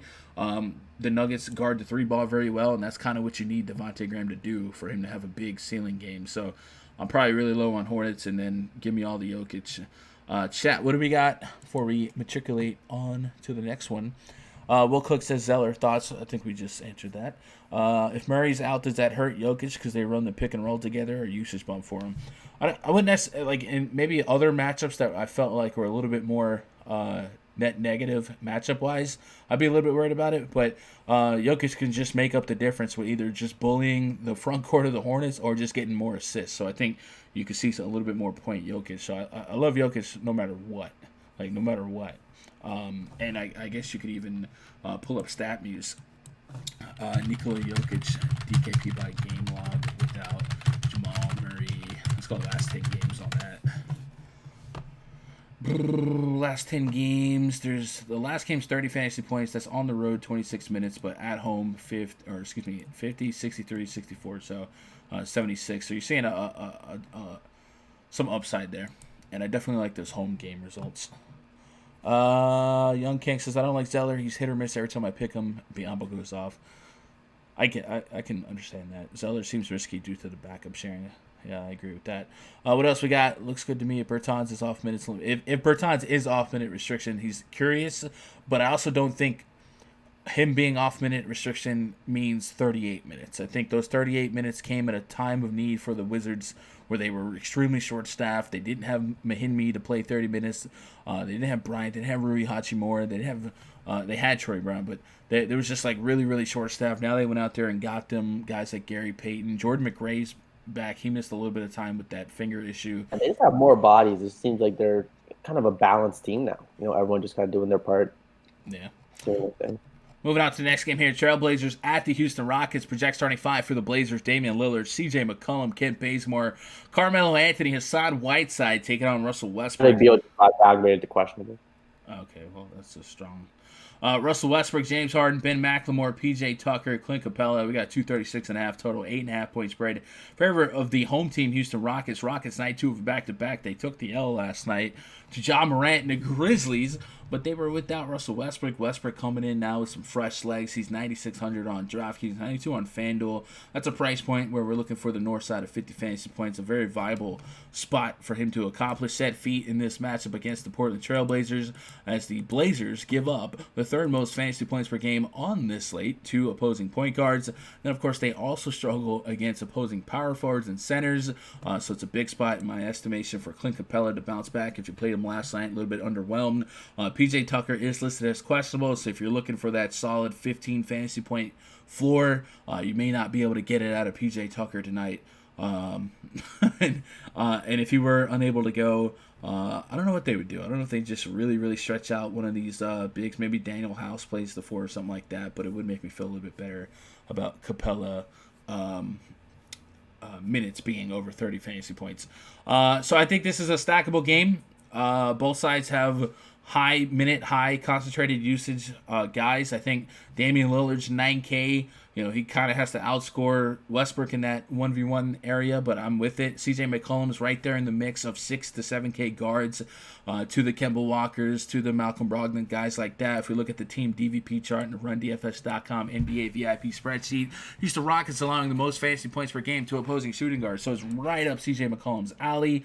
And then Carmelo Anthony's in a weird spot because the Portland Trailblazers and the Houston Rockets are bottom 3 in the league in fantasy points allowed to opposing power forwards. Maybe a little bit of revenge associated with Melo here. Melo kind of got screwed out of a season last year going up against the Rockets here. So maybe a little bit of showing off to the Houston fans that it's them, not me. You could definitely go get you 30-plus fantasy points. And then Hassan Whiteside, 8,200 on DraftKings. I feel like the click is a little bit easier. 95 on FanDuel.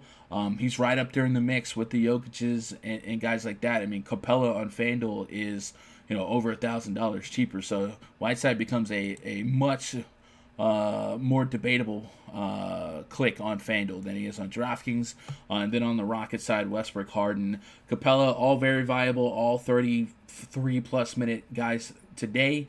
And if Tucker's were to be out, you might see Daniel House kind of fill the Tucker role. And I mean that in more ways than one. He might just play 34 minutes and get you 20 fantasy points. But at least we have a short supply of players to kind of project here. Kind of interesting that the Rockets are favored so much, but I guess the Blazers have been so inconsistent. Favorite plays from this game?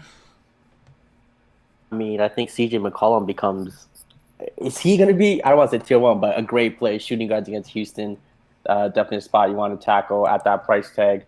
Plenty of upside there. Give me Carmelo Anthony. A little revenge, but again, also just kind of a DVP matchup. Power forwards against Houston. Mm-hmm. I mean, I think those two guys are probably like more than Damian Lillard just because of their price points. I mean, McCollum at 6,800 and come out there at 6,200. Both these guys have 40-point upside, high 30s, which will take all day every day. Lillard could definitely get you a 50, but also get you like a 40, which at 9K just won't get it done for you. So give me some Lillard, but definitely a ton of McCollum, a ton of Anthony. Whiteside at A2 is interesting. Okay, Capella, I respect it, but it's a pace-up matchup for them. It's just two kind of high-paced team going at it. Again, Hassan Whiteside is one of those guys that can get you, like last game, 25 against Charlotte, elite matchup, or to get you a 50 like he did against Toronto. So it seems like a tournament play at A2. Get you 54, that's great. Get you a 30, he definitely kills your lineup. On the Houston side, you got Westbrook back. Do I really want to play anybody? You mentioned Daniel House Jr., 4,100. If PJ Tucker is out, could be some decent value. But I think it's the Portland guys, essentially. McCollum might be a tier 1 for me. You think so? Shooting guards against Houston. He definitely has a floor. But again, 6,800, I think you're pretty good for 30, 35 of the floor and a 45, 50-point upside here. Let's run it, man. History for McCollum against James Harden, 40, 38, 32, 28, 15, 37. So the last 3 games has been 30-plus, 37, 40, 39 minutes in those last 3 games. We're going all the way back to December of 2018. They haven't played. They played this season, and he dropped 41. So, yeah, I wouldn't push back on McCollum. With Carmelo, it seems like a good spot for him coming off back 36, 38 back-to-back games. A little revenge. He didn't play the first game against Houston. I don't know if he was on the team. I think I play him, but my expectations are tapered. But this is a game stack, so I'll probably run several variations of a game stack here.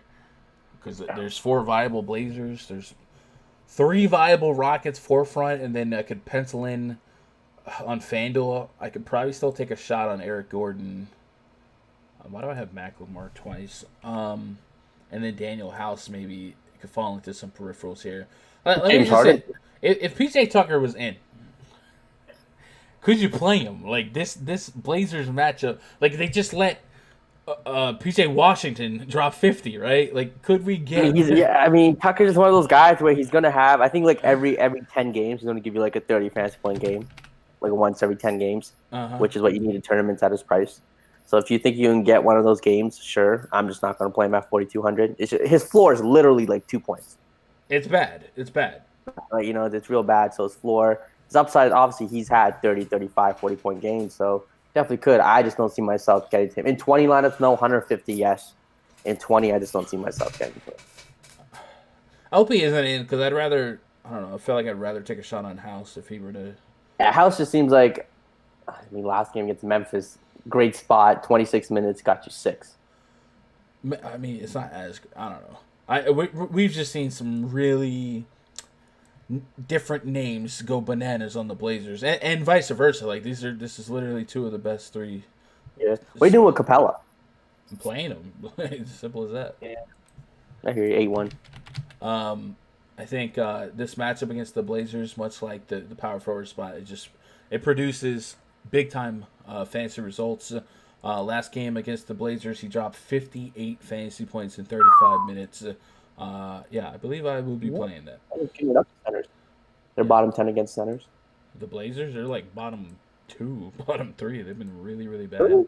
I feel like they're seventh now. Maybe they were. Oh, okay. Well, I got them as the fifth best matchup on this slate, but they're still really red. Gotcha. Yeah. So yeah, I'm playing Capella easily. I was gonna run a history on Capella versus Whiteside, but I guess I can get a little noisy. Let's see what the live chat has before we matriculate on to the next one. Brian Anderson says, Mahinmi, Bryant, good value today. Bulls are weak versus center. I don't disagree. Just be cognitive of the fact that Bryant is likely on a minute restriction. Alex says, here we go again. Jaylen Brown healed or Hayward Horford? Ooh. Jaylen Brown. I do like Jaylen Brown today, though, so probably just when he's in. I do like Hayward and Horford. I'd probably go with the bigs. If Hayward is listed at the 4 and not the 3, and like if they do the 3-guard set with Marcus Smart starting, then I probably like the Hayward Horford combo. But if they start like a Ojale or a Grant Williams and Hayward is playing the 3, then I'm lower on him. But historically I tend to go bigs over centers. Detroit Wheels, McCollum, Melo running back with Capella, Westy. I like that. Gun James Johnson, your thoughts? Oof. So I mean, I did mention Kelly Olynyk is not been part of the rotation. I don't see myself getting to James Johnson here. He's awfully cheap, but I don't know, man. We've known him to be a point per minute guy historically. If you played him, you're a braver man than I. Bagley in a minute restriction still in play. So on a 10-game slate, I'm probably going to do my best not to have minute restricted players in my pool. Just because it's such a big slate. That's just my personal approach. If you thought, and that depends on what the restriction actually is. You know what I'm saying? If it's 20 minutes, like we think Bryant could be, then I'm probably just gonna take the gamble on him not breaking the slate, and I can get there elsewhere. If Bagley's 25, 28 minutes, maybe that's a little different. But let me get to that game in a minute and see if there's any verbiage on his actual potential minute restriction. But yeah, while we were chopping that game, Bradley Beal was downgraded to questionable. In my years of playing, guys who get downgraded in the middle of the day tend to be out more than they're in. So maybe it's worth hitting that rewind button and briefly revisiting the Wizards game, because I think we should probably just assume Bradley Beal is out. Jordan McRae will probably be extreme chalk in this scenario. And at 6,600 on DraftKings, 6,400 on FanDuel, we got to ask ourselves, in this matchup, how many times we say that the Bulls matchup isn't something that we love to pick on. In this matchup, for 35-plus minutes of extremely high usage and a lot of volume, 26 shot attempts against Atlanta, is it a play or fade spot for Jordan McRae against a really, really stout wing guard defense? I'll play guards against Chicago. I mean, they have a large enough sample size to just not play them. I mean, I think it might bump a David Bertans. Yeah, maybe. Take a few more shots. Yep. Definitely, I'd rather play the forwards there rather than the guards. Yeah, maybe Troy Brown. Yeah. Troy Brown. But I mean, I'm not playing four guards. The guard against Bull thing has been so. I've only got two guards. I've only seen two guards, like Chris Paul and Luka. I think were the exceptions. Luka, you understand? Even TJ McConnell a couple games back started against the Bulls, and he was like 3,500, and even he flopped. And I'm talking flopped. He was massive chalk that night too. You don't want that. You just don't want it. He played 26 minutes. Got you 14 fantasy points. Now he's not taking 26 shots like Jordan McRae might take. So I don't know. I'm on the.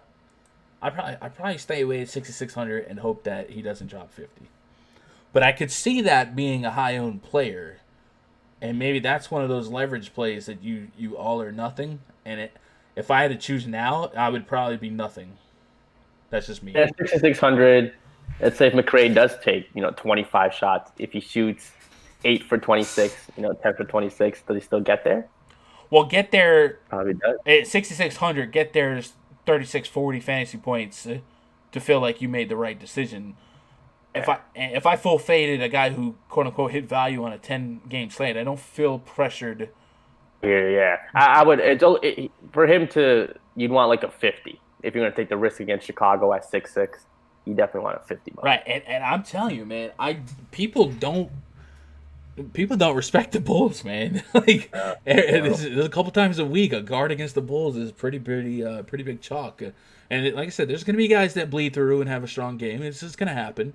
And McRae could be one of those guys. But I think if McRae ends up floating to the top of ownership projections, if that's how you get different on a 10-game slate, I'm willing to get different there. So we'll see. We'll see if that total shakes out now, because I was already kind of on the under to start with, and maybe Bradley Beal being downgraded questionable will change some numbers.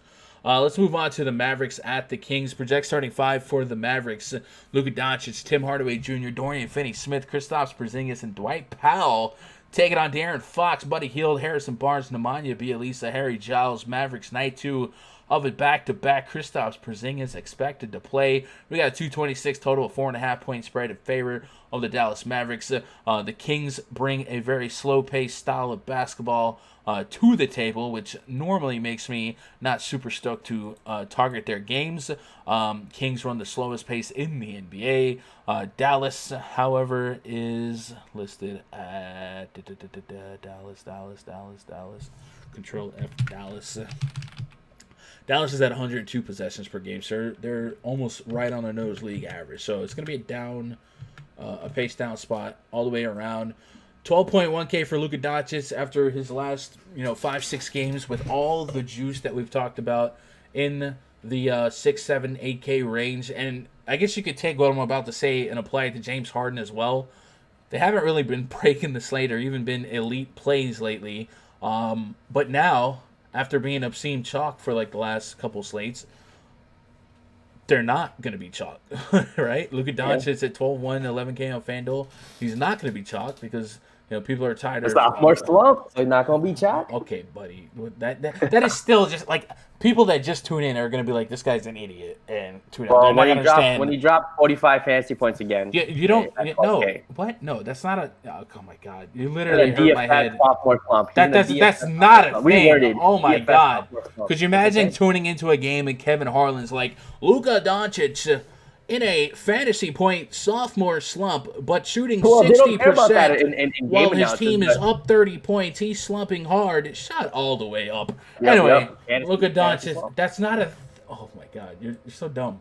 Let me pull up Luka here and pull up his last couple of games with TKP by game log with Kristaps Porzingis last 10 games. Just kind of see what Luka's done with his boy. 35, 78, 51, 7. So a pair of 70 bombs, 50 bombs in there. I think on DraftKings you don't have to stretch at 12K. On FanDuel, there's still enough value that it's viable. I think the most interesting component here is that Doncic and Harden are going to have a fraction of their ownership from last night.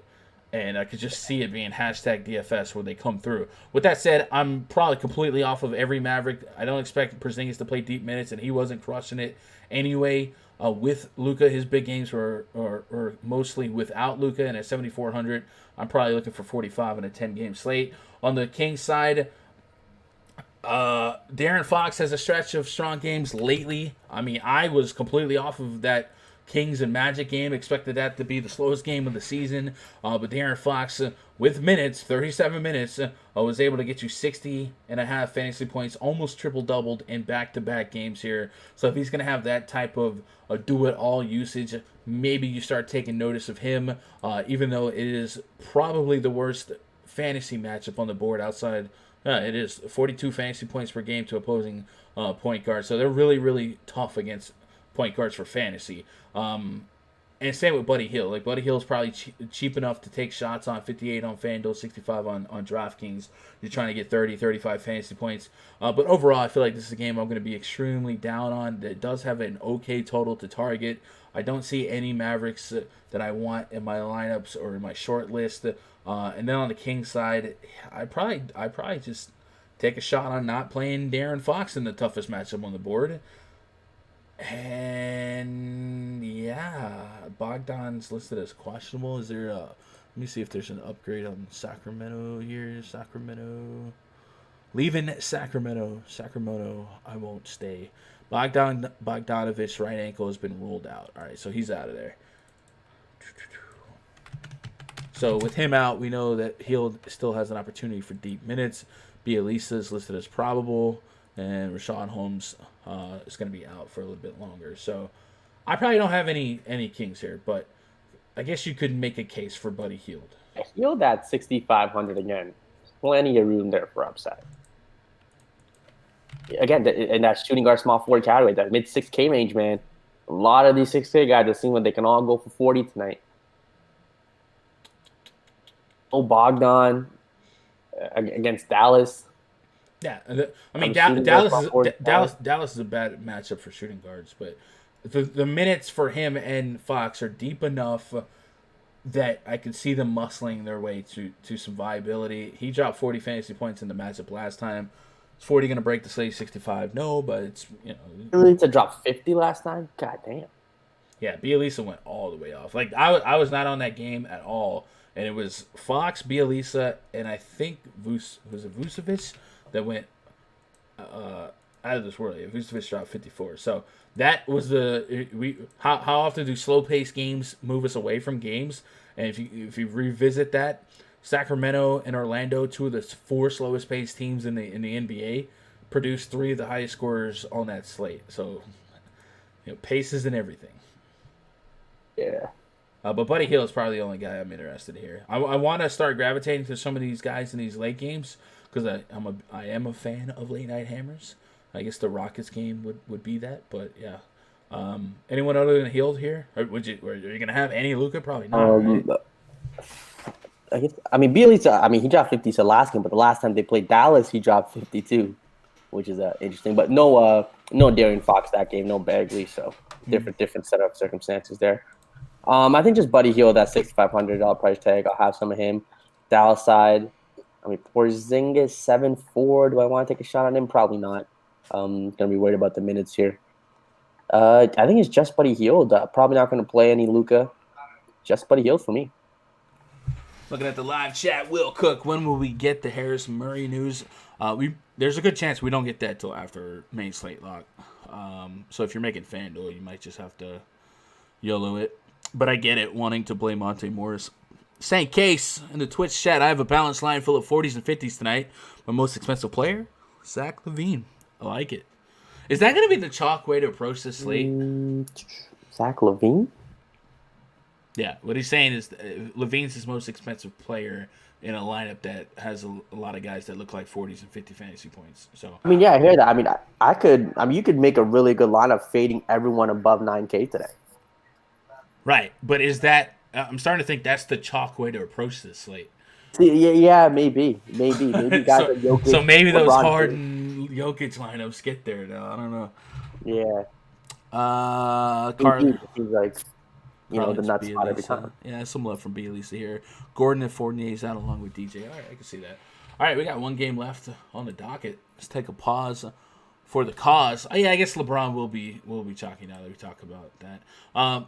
Take a pause for the cause. Talk about the main event tonight. But before we do that, let you guys know that after this party is the after party, and the after party don't stop except when it's locked. Because that lock, I'll probably go in the gym and watch AEW Bash at the Beach on TNT or whatever. Anyway, if you guys want to hang out with us in the Discord, get access to the spreadsheet, get access to my personal player pool. I'll be dressing it up after I get off the air. You guys can do so by going to rundfs.com, getting yourself a sub club subscription, and there's week passes, 2 week passes, and the usual month pass, which is usually $100, is actually down to $80 since there's a all-star break on the 12th. If you guys want to lock in, hang out, make some new DFS friends, and maybe learn a little bit and maybe teach a little bit, come on down to rundfs.com, get signed up. Once you get signed up, you'll be able to go to the forums, and you'll see the VIP thread right here. You'll be able to open that up. There'll be links to the spreadsheet in there, and then more importantly, a link to the rundfs.com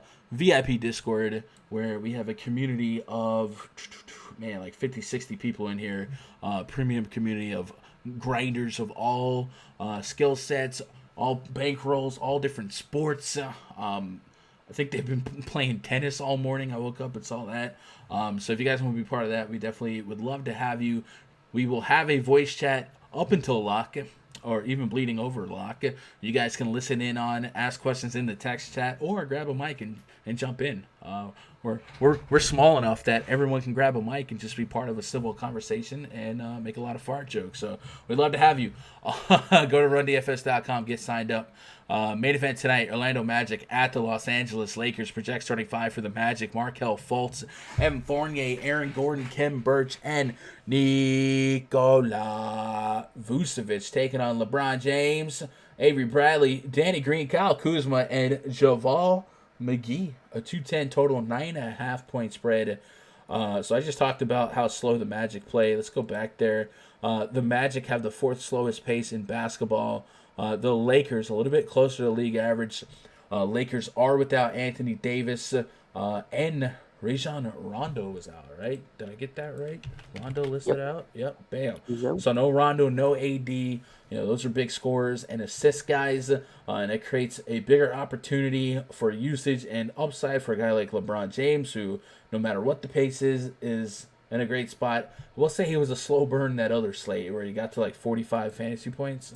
The dude had like one in the first quarter, but he got to 46 on the night against Cleveland in a blowout. So I expect him to be probably the most sought after, or one of the most sought after studs on the slate in terms of guys to pay up for. Which I do think at 10.4 and 10.8, like maybe there's a case that he's not a priority versus some of these other, the Hardens are not that much. Harden's not that far away from LeBron. LeBron could be the highest scorer of the slate, though. I wouldn't be shocked. Yeah, but so can Harden, so can Jokic, so can Luka. You know what I'm saying? It's not like you can't make that same case for other people. And LeBron will probably be the highest owned of the quadruplet. I don't know. He's also most likely to be the highest scorer of tonight's slate. I disagree wholeheartedly. What? No, he's not most likely to be the highest No scorer. AD against Orlando, who I think will fight and keep it close. I think LeBron's going to have to put up the a 9.5 point home favorite Los Angeles Lakers. I think it's a little with a 210 total. You think LeBron James is the quote unquote most likely to be the highest scorer after just dropping 46 against the Cleveland Cavaliers over a guy like Jokic, over Harden, over Luka. I don't know. I don't think that sentence is well founded. Do I think it's a zero sum outcome? No, I think LeBron is an amazing play. But I can't discredit the Magic defense. I can't discredit the pace, and I can't discredit the competition that LeBron James has at this salary. I mean, this isn't $9,500 LeBron James. This is a guy that I likely need 60 fantasy points on a 10-game slate.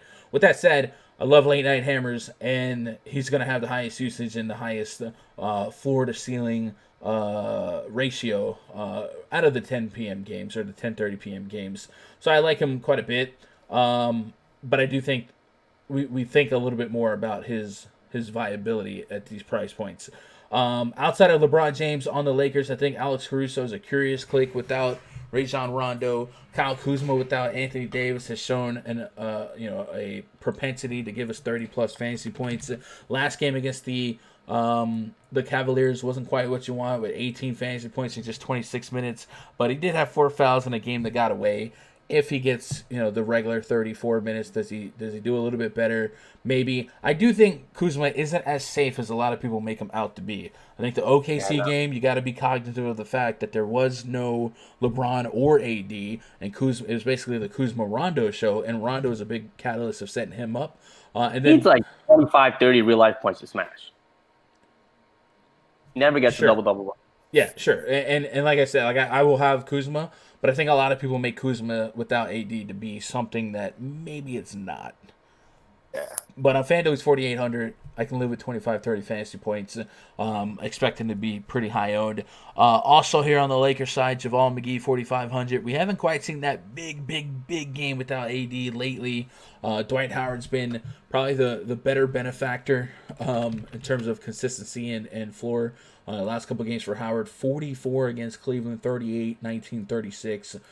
So a lot of really nice fantasy point games. All those games were double-digit spreads, and this one's starting at a double-digit spread. And the Orlando Magic could be in peril here when it comes to depth. We already know that DJ Augustine's out. Michael Carter-Williams is out. Jonathan Isaac still out. And Evan Fournier is listed as questionable. So you could say all you want about disrespect, But if Evan Fournier is out for the Orlando Magic, man, I don't see how the Orlando Magic really put up a fight here, because Fournier is one of the last of the Mohicans when it comes to guys that can give them 25 real points. It'll basically be, can Vucevic and Gordon keep it up? And I think Vucevic is in a tough spot even without Anthony Davis. I still think he can do it, but I do think it's not like a gimme matchup. Aaron Gordon and Markelle Fultz would be the guys that you have to kind of lean on. Evan Fournier is dealing with a right quad contusion. It's being listed as questionable. He wasn't on the original injury report, and getting added to the list after shoot around is never a good sign. So much like Bradley Beal, getting downgraded midday to questionable is worrisome. So if he's unable to go, you probably expect Terrence Ross to draw the start, and then it's good luck. So I'm not as hopeful for the Magic here, and I don't even think Fournier is like some lock to keep it close either, but you definitely is going to spread the floor a little bit. And if you have to start Terrence Ross, the second unit for the Orlando Magic tonight is yucky. Like there's I feel like Owundu, Melvin Frazier, Mo Bamba, like they don't have scorers off the bench here. So you'd either have to get 38 minutes of fight for your life Magic starters, or this game gets out of control and Magic throwing the towel. I feel like Vooch could be a pretty good player. No Fournier, if they're going to keep it close, be behind his back. I know it's a tough matchup, but 8,500, you give him all the usage. Skilled big man. I can see him getting you a 50-55 here. LeBron with no AD, probably the highest score of the night in my mind. I'm definitely going to have some of him here. I mean, hey, I think LeBron Vooch. So I'm a Vooch guy too, Hoochie Gang. But come on, man, you just like bigs against the Lakers, not a thing. But no Anthony Davis. You got JaVale McGee and Kuzma trying to guard Vooch. Maybe Dwight Howard. I know Dwight Howard's had a good year, but it's still Vooch. I can see Vooch having a big game here. Maybe Vooch is Vooch, but I mean, you said you just threw him 50-55 like it was nothing, dog. I don't know about all that. He could. He's kind of he's cheap enough. The risk reward is probably strong enough to take a shot. 41 on him last time with AD playing. Yeah, Gordon seems to be the most. Was AD out? Or was LeBron out that game? Or LeBron and AD both played that game, and Vooch was out, and it was still. It was like a slow, grinded out 96 to 87. Yeah, but they in that game they had even without Vooch they had more bodies than they do today and more scorers. Did they? I mean, they had Isaac Burke, and it was the Lakers on the road. I feel like the night before they played the Heat. I could be wrong. And if they played the Heat the night before, then it's an emotional. Well, I mean, what's the date on that? Lakers Magic. That was Lakers Magic score. I guess that Lakers Magic score. That was on December 11th. So, Lakers Heat score. Lakers and Heat played the 13th. All right, so maybe not. Yeah, I don't know. I'm not gonna expect the Magic to fight too hard here. I think you can make a strong case for Aaron Gordon, though. I'm not anti-Gordon here. I think at his price, I'm a little bit more receptive to him kind of sliding in there and being a strong play, especially as a late night hammer or a showdown play. This game is on the showdown. I need 35 fantasy points is what I'd seek at this price point. And then Terrence Ross is intriguing. It's not a good spot, but could he get 35 minutes and shoot his way to 25 This is going to be a sneaky game stack. I know the total's low. I mean, why? Give me some stats, man. Game. I just feel like with no AD, the Lakers defense definitely takes a step back. What? The Lakers literally just obliterated the Thunder without LeBron No, that's true. I mean, yeah, but I mean, Rondo had a great game. Kuzma had a great game there. Yes, I think the Magic are better than the Thunder. The Magic that could be without Fournier, without Augustine, without Isaac. Like you think these guys are better than the Thunder? The full strength Thunder against the Lakers that were on a back-to-back? You're crazy, dog. You're wrong. Just take the L. Just take the L. You're taking the L. I'm gonna go 20% on Vooch is what I'm gonna do. I might just go 20% on Vooch, 8,500. Yeah, I mean, late night. Vooch could muscle to 40, sure. But I'm just saying, like, you 55. have no basis for these claims, man. You're just like making stuff up. They had in a slow paced matchup against Sacramento. That game went off. Why can't that happen with the Lakers? Because the Lakers are not the Sacramento Kings, but sure. That's fair, but I just think Orlando has enough offensive pieces or just guys to keep this game close to be a 4-quarter game. I don't think the Lakers blow them out. Define blowout, because I'm willing to make a bet right now.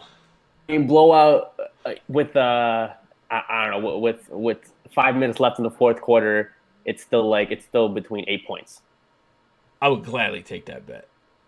I mean, okay, is that a thing? $20 that the Lakers have more than an 8-point lead in 5 minutes left in the fourth. Point lead, 5 minutes left in the fourth, $20. All right, bet.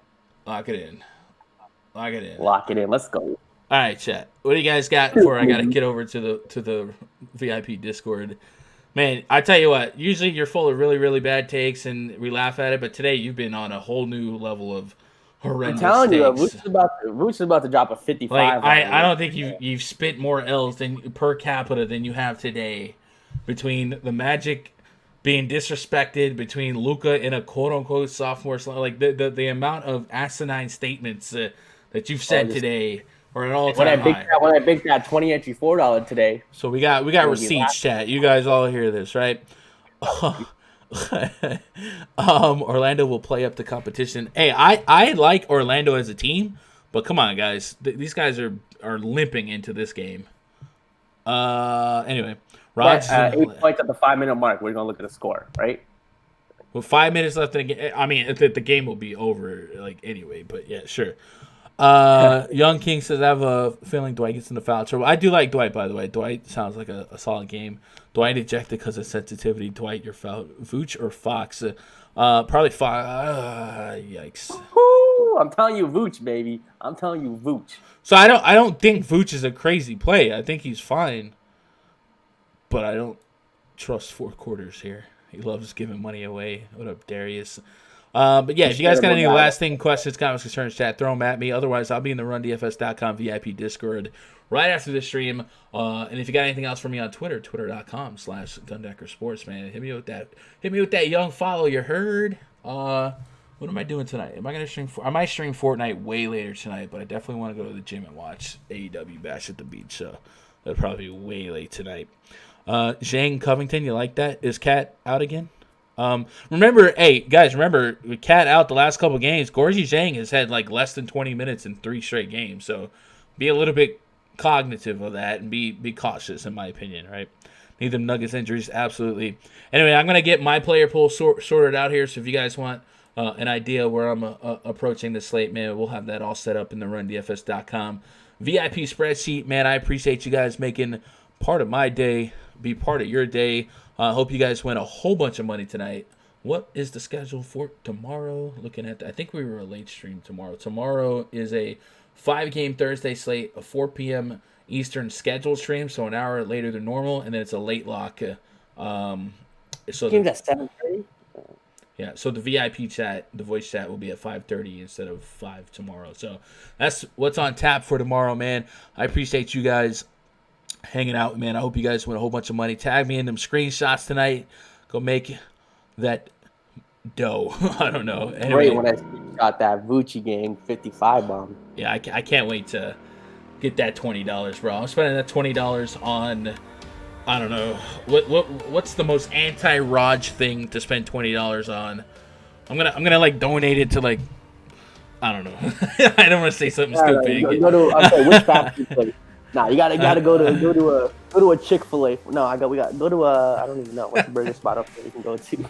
Whataburger, baby, it's going in. Three. We got more people in the chat that want the action. I'm gonna get that Chick-fil-A on you, baby. That's what I'm gonna get. All right, chat. I'll catch you next time. I love you guys. Good luck. God bless. Go win some money.